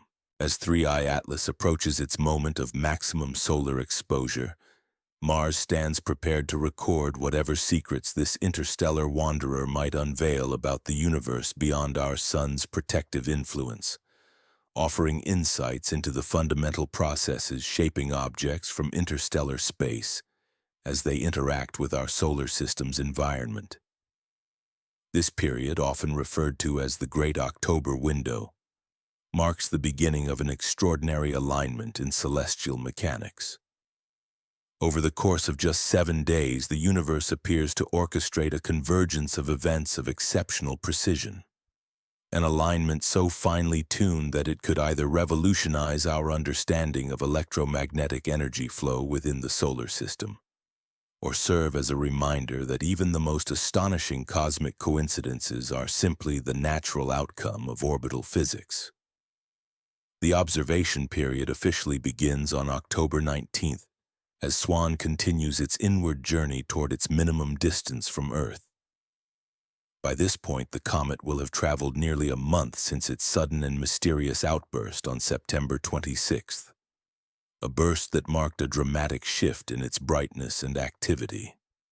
This interval provides ample time for any shock waves or coronal mass ejections, massive clouds of magnetized plasma, generated by the powerful solar flare on September 28th, to traverse the approximately 40 million miles separating the Sun from Swan's orbital position.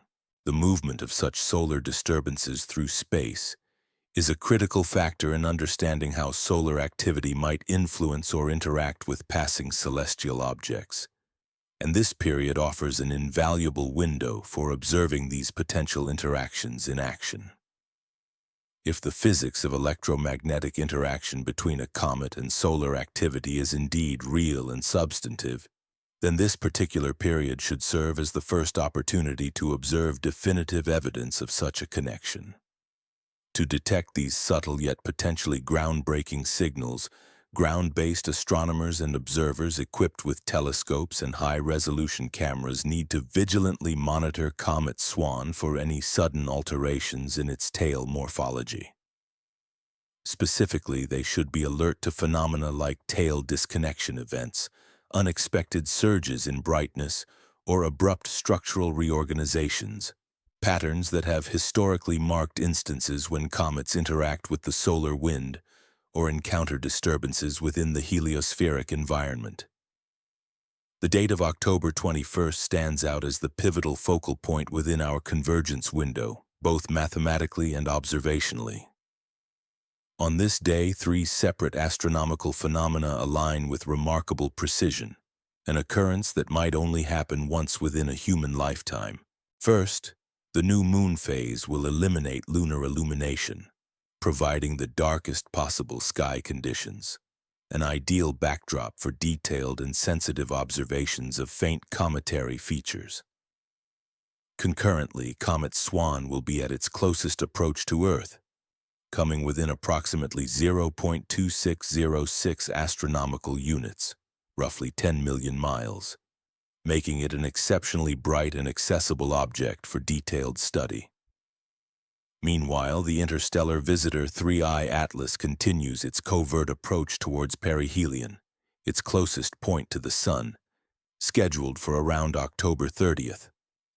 Although it remains hidden behind the Sun's glare from Earth's vantage point, it is anticipated that it might develop a substantial coma, a vast glowing envelope of gas and dust.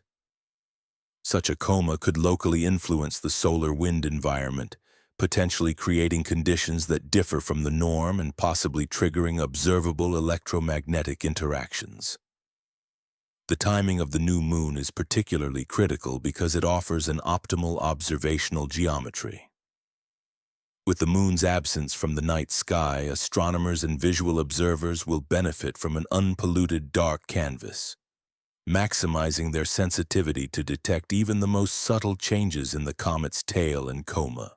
These include variations in tail structure, brightness fluctuations in the coma, or morphological shifts that could serve as indicators of electromagnetic coupling with the solar wind, a phenomenon that, if confirmed, would offer tangible proof of the hypothesized connection across vast interplanetary distances. For comprehensive space weather monitoring, this October window demands an integrated multi-stream observational approach.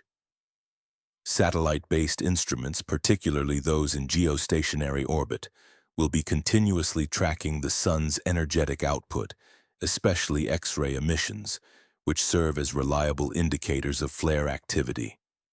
These data streams will be scrutinized for any correlations between solar flare events and the positions or activity levels of Swan and 3i Atlas, seeking patterns that suggest a physical link. Additionally, coronagraphs aboard solar and heliospheric observatories will play a vital role in visualizing the development and propagation of coronal mass ejections, CMEs. By tracking plasma clouds, scientists can determine whether any large-scale ejection appears to be directed toward the regions of space where the cometary objects are traveling. Such directed plasma clouds could potentially interact with the comet's plasma environment, providing further clues about electromagnetic coupling. Radio astronomy will be indispensable in this investigative effort. Observations of specific radio burst types are particularly telling. Type II bursts denote shockwave propagation through the solar wind, often associated with CME impacts, while Type III bursts indicate energetic electrons accelerated during magnetic reconnection events, processes that are central to understanding plasma interactions in space. Coordinated efforts across multiple radio telescopes could detect coherent emissions, radio signals that might directly signify current flows or electromagnetic coupling between the comet's environment and solar active regions, spanning millions of miles. Ground-based magnetometer networks add another crucial dimension to this monitoring campaign. These sensitive instruments measure fluctuations in Earth's magnetic field, geomagnetic activity, that can be influenced by incoming solar wind disturbances. If comet-solar interactions are indeed capable of affecting space weather conditions near Earth, then periods of apparent electromagnetic coupling should be accompanied by detectable enhancements in geomagnetic activity. Observing such activity during this window would bolster the case for a real physical linkage between cometary phenomena and solar-terrestrial interactions, opening new frontiers in our understanding of interplanetary space physics. The KP index, derived from a global network of magnetometers, provides an immediate and tangible measure of how space weather impacts Earth's magnetic environment. This index acts as a vital tool for scientists and observers alike, offering real-time insights into the fluctuations of our planet's magnetic shield in response to solar and interplanetary phenomena. During periods of heightened activity, the KP index can spike, signaling increased geomagnetic disturbances that have direct implications for both technological systems and natural phenomena on Earth. Forecasting space weather conditions during such critical windows involves a delicate balancing act. Probabilistic models can estimate the likelihood of solar flare activity based on the current state of active regions on the Sun and historical patterns, but they stop short of precise predictions. The inherent unpredictability of individual flare events, whose timing and strength can vary unpredictably, means that space weather forecasts must acknowledge their probabilistic nature, emphasizing caution and preparedness over certainty. The forecasts serve as informed estimates rather than definitive predictions, guiding efforts to mitigate potential disruptions. Within this context, the ongoing debate between mainstream and fringe ideas concerning comet-solar interactions warrants careful navigation. Conventional space physics maintains that comets behave in predictable ways, primarily influenced by the solar wind's routine variations. Minor phenomena, such as tail disconnection events that may occur if a comet encounters shock waves from recent solar eruptions, are well understood within the framework of established plasma physics. These are seen as natural responses rather than signs of deeper, unexplained processes. Nothing in current models challenges the fundamental understanding of how electromagnetic energy propagates through our solar system. However, the speculative electromagnetic coupling hypothesis introduces a different perspective. It posits that under certain conditions, particularly when comets are embedded within the heliospheric current sheet, these objects might influence solar activity through plasma loading effects. Should this be the case, the upcoming October convergence could produce timing correlations between cometary phenomena and solar flares that surpass mere chance, hinting at a more intricate electromagnetic dialogue across vast distances. Scientific tests of this hypothesis could involve detecting coherent radio emissions linking comet positions to active regions on the Sun, or measuring anomalous populations of energetic particles that trace back to plasma interactions near the comet. Safety considerations for observing this period focus on the well-established impacts of space weather on human technology. During intense solar activity, high-frequency radio communications are prone to blackouts, disrupting aviation, maritime navigation, and amateur radio operations. Geomagnetic storms can also deepen aurora displays, sometimes reaching lower latitudes than usual, and interfere with satellite navigation systems. Power grids are vulnerable too. Strong geomagnetic storms can induce currents in long conductors, risking transformer damage and widespread blackouts. An enduring reminder of our dependence on fragile technological networks. More extreme scenarios, though less probable, remain within the realm of possibility. If solar activity surpasses current forecasts dramatically, the resulting geomagnetic storms could intensify, causing severe disruptions. Transformers could fail, satellite operations might be compromised by increased radiation and atmospheric drag, and even ground-based infrastructure could face significant strain. These potential outcomes underscore the importance of preparedness and continuous monitoring during this active period. Amidst these scientific and technological challenges lies a unique citizen science opportunity. The October window offers an unparalleled chance for amateur astronomers and photographers worldwide to observe and document the behavior of Comet Swan during its closest approach to Earth. With optimal viewing conditions, many will be able to capture images of the comet's tail, monitor morphological changes, and record subtle variations that could provide valuable data for understanding how these icy wanderers interact with the solar wind and possibly influence space weather. This collective effort, combining professional and amateur observations, enhances our capacity to detect and analyze phenomena that might otherwise go unnoticed, fostering a broader understanding of the dynamic processes shaping our cosmic environment. Implementing standardized observational protocols, such as precise timing, detailed location data, specific equipment specifications, and meticulous photometric measurements, can greatly enhance our capacity to gather valuable data. Such rigorously coordinated efforts are essential for analyzing potential electromagnetic interactions between the comet and the solar wind disturbances.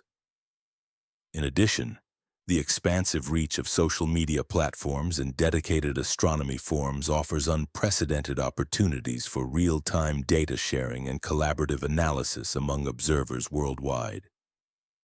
Images of Comet Swan, captured from diverse geographic locations and across different time zones, could reveal rapid and subtle changes in tail morphology, phenomena that might otherwise go unnoticed by professional observatories constrained by limited observing schedules. As the October 26th deadline marks the closure of our designated observation window, the data accumulated over these crucial 7 days will serve as the foundation for testing whether electromagnetic coupling between comets and solar activity is a genuine physical phenomenon or merely a coincidental alignment of events. The outcome of this investigation has the potential to fundamentally reshape our understanding of how energy and information flow through the solar system. Either it may unveil a previously unrecognized interconnectedness in the electromagnetic processes that govern planetary and stellar interactions, Or it could reinforce the notion that remarkable coincidences, no matter how precisely timed, often remain simply that, coincidences.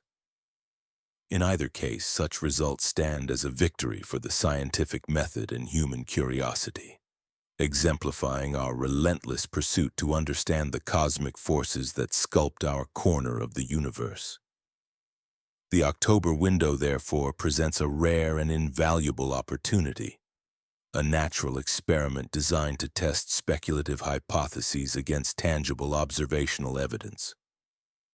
Whether the hypotheses are validated or refuted, the process itself advances knowledge, pushing the boundaries of what we comprehend about the interconnectedness of celestial phenomena. As our inquiry approaches its climax, we find ourselves confronting questions that extend far beyond the mechanics of comets, solar flares, and electromagnetic coupling. The upcoming convergence, whether it turns out to be a meticulously choreographed celestial dance or a coincidental alignment, illuminates something profoundly fundamental about the nature of pattern recognition, scientific inquiry, and humanity's evolving relationship with the cosmos that surrounds and influences us. From the swift journey of nova photons racing through interstellar space at the speed of light, to cometary plasma clouds streaming away from ancient nuclei at speeds of 30 kilometers per second, and from the colossal coronal mass ejections carrying billions of tons of magnetized plasma, to the subtle yet potentially significant ionospheric currents that might couple space weather with planetary processes. What we are witnessing are manifestations of a single interconnected plasma ocean. This vast dynamic system extends from the nuclear cores of stars to the atmospheres of planets, operating across scales that continually challenge our human capacity for comprehension. Viewing the cosmos through this systemic lens reveals intricate patterns nested within larger patterns, feedback loops within feedback loops, and thresholds that connect seemingly independent processes across immense ranges of space and time. In this perspective, our solar system emerges not merely as a collection of celestial objects following separate gravitational paths, but as an integrated electromagnetic machine, a vast network where information and energy flow in complex, often subtle ways that we are only beginning to map and understand. However, embracing this system's approach also demands humility. It reminds us of the limitations inherent in pattern recognition, the danger of seeing connections where none truly exist. It urges caution against over-interpreting coincidences, acknowledging that the universe often presents us with patterns that may be illusions or artifacts of our perceptual biases. Still, the pursuit of understanding these complex interactions remains essential, as each insight deepens our appreciation for the subtle, interconnected fabric of the cosmos. Human consciousness possesses an extraordinary talent for weaving intricate narratives, forging compelling stories that link seemingly disconnected events into overarching tales about cosmic purpose and universal harmony.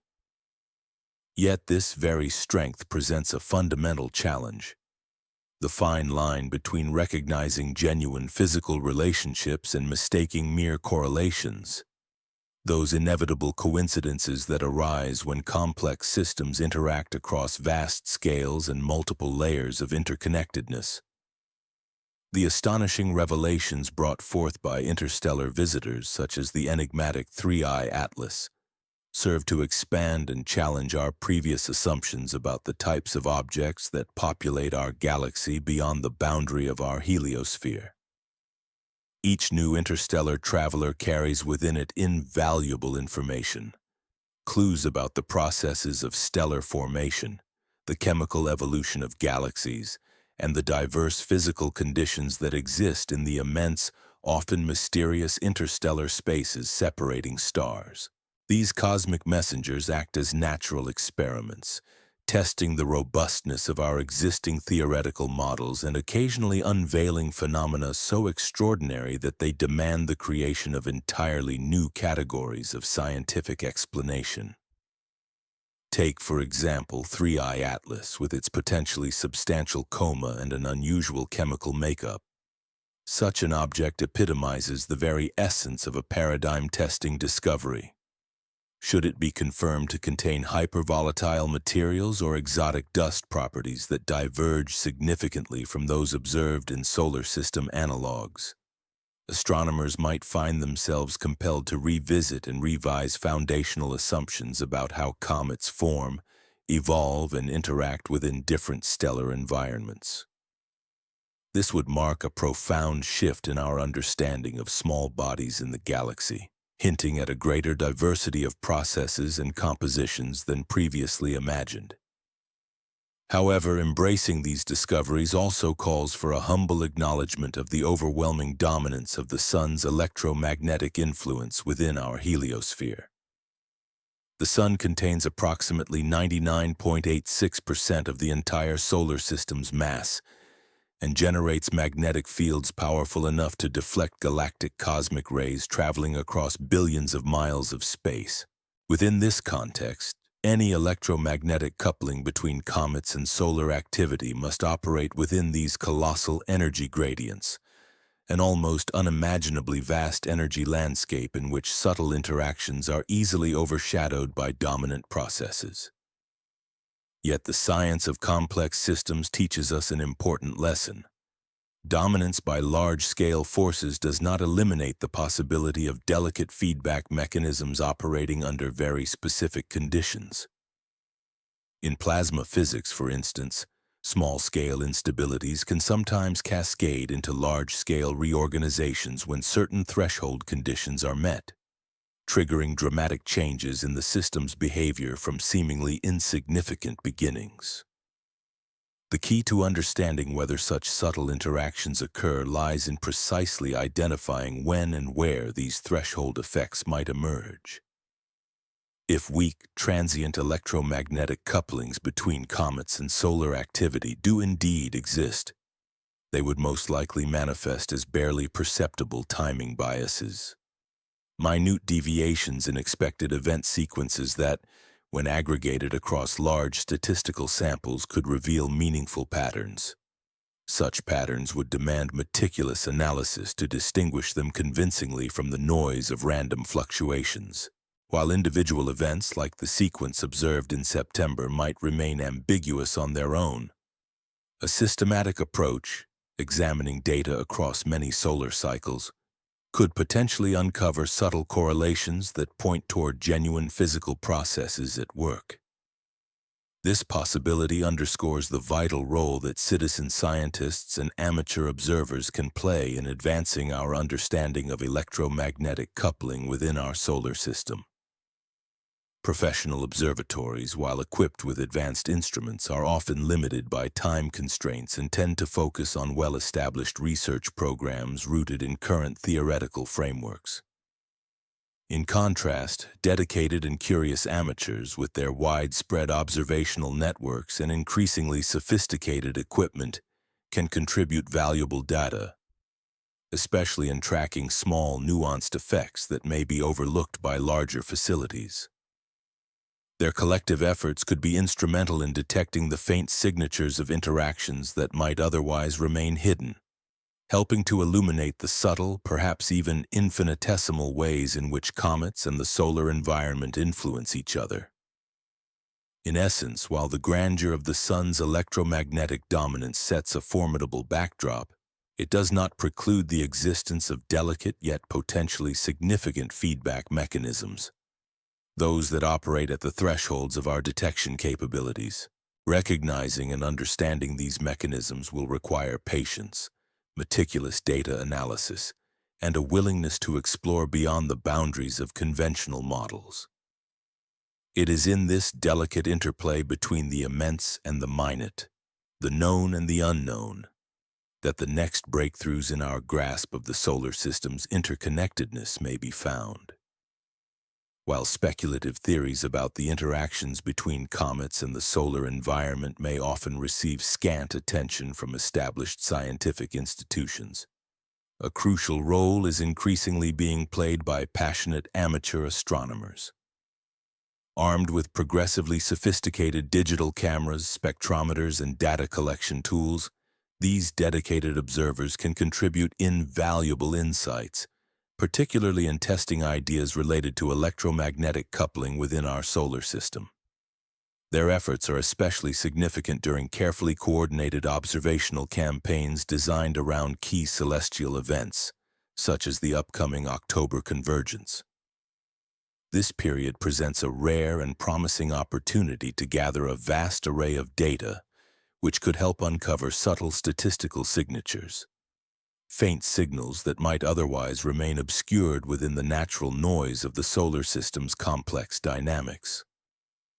Detecting such faint effects requires meticulous observation and large data sets, which only collaborative efforts can generate effectively. The pursuit of scientific discovery in this realm demands a delicate balance.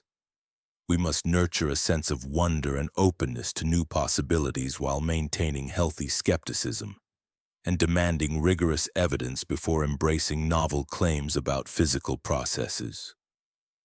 This tension between curiosity and critical analysis is the engine that drives progress in science. As the date of October 21st draws near, we find ourselves on the cusp of a unique intersection where daring theoretical speculation meets tangible observational opportunity. The convergence of events, Swan's closest approach to Earth, the mysterious journey of interstellar object 3I Atlas toward perihelion, and the heightened activity of our star, creates an environment ripe for testing hypotheses about electromagnetic interactions across the solar system. What makes this moment especially compelling is that it is not about predicting fixed outcomes, but about engaging in the process of inquiry itself. Whether the upcoming observations reveal striking evidence of cosmic interconnectedness, or simply reaffirm that coincidences often form the basis of fascinating narratives, the act of investigation will deepen our understanding of the electromagnetic environment that shapes our existence. In doing so, we recognize that we are embedded within a vast, dynamic universe, one that continues to surprise us with its complexity, its beauty, and its occasional hints of deeper, perhaps hidden, connections. From this inquiry emerges a profound meta-pattern, the possibility that consciousness itself may be the most remarkable and fundamental phenomenon in this cosmic story. Our ability to observe, interpret, and find meaning within the intricate dance of plasma flows, magnetic fields, and gravitational interactions represents an extraordinary achievement, an ongoing experiment in organized complexity conducted by the universe itself. Whether we are witnessing a grand cosmic choreography or merely coincidental alignments during the October convergence, it is clear that human curiosity has the power to transform distant astronomical events into profound opportunities for understanding the fundamental processes that link our small planet to the vast, interconnected cosmos. The ultimate test of these ideas and the insights they may yield lies in the data streams and photographic records that will emerge from this crucial observational window. Regardless of what the evidence ultimately shows, the process exemplifies a core human capacity: the drive to seek patterns, challenge assumptions, and derive meaning from the endless and often surprising complexity of the universe. As we stand at this threshold, we are reminded that our scientific journey is not solely about confirming hypotheses, but about embracing the wonder of discovery itself, an ongoing adventure that reveals the universe's capacity to inspire, puzzle, and ultimately deepen our understanding of the profound interconnectedness we are part of. It seems you've sent a series of repeated "you" messages. How can I assist you today? If you'd like, I can help with editing, rewriting, or expanding a text, or answer any questions you might have. Just let me know.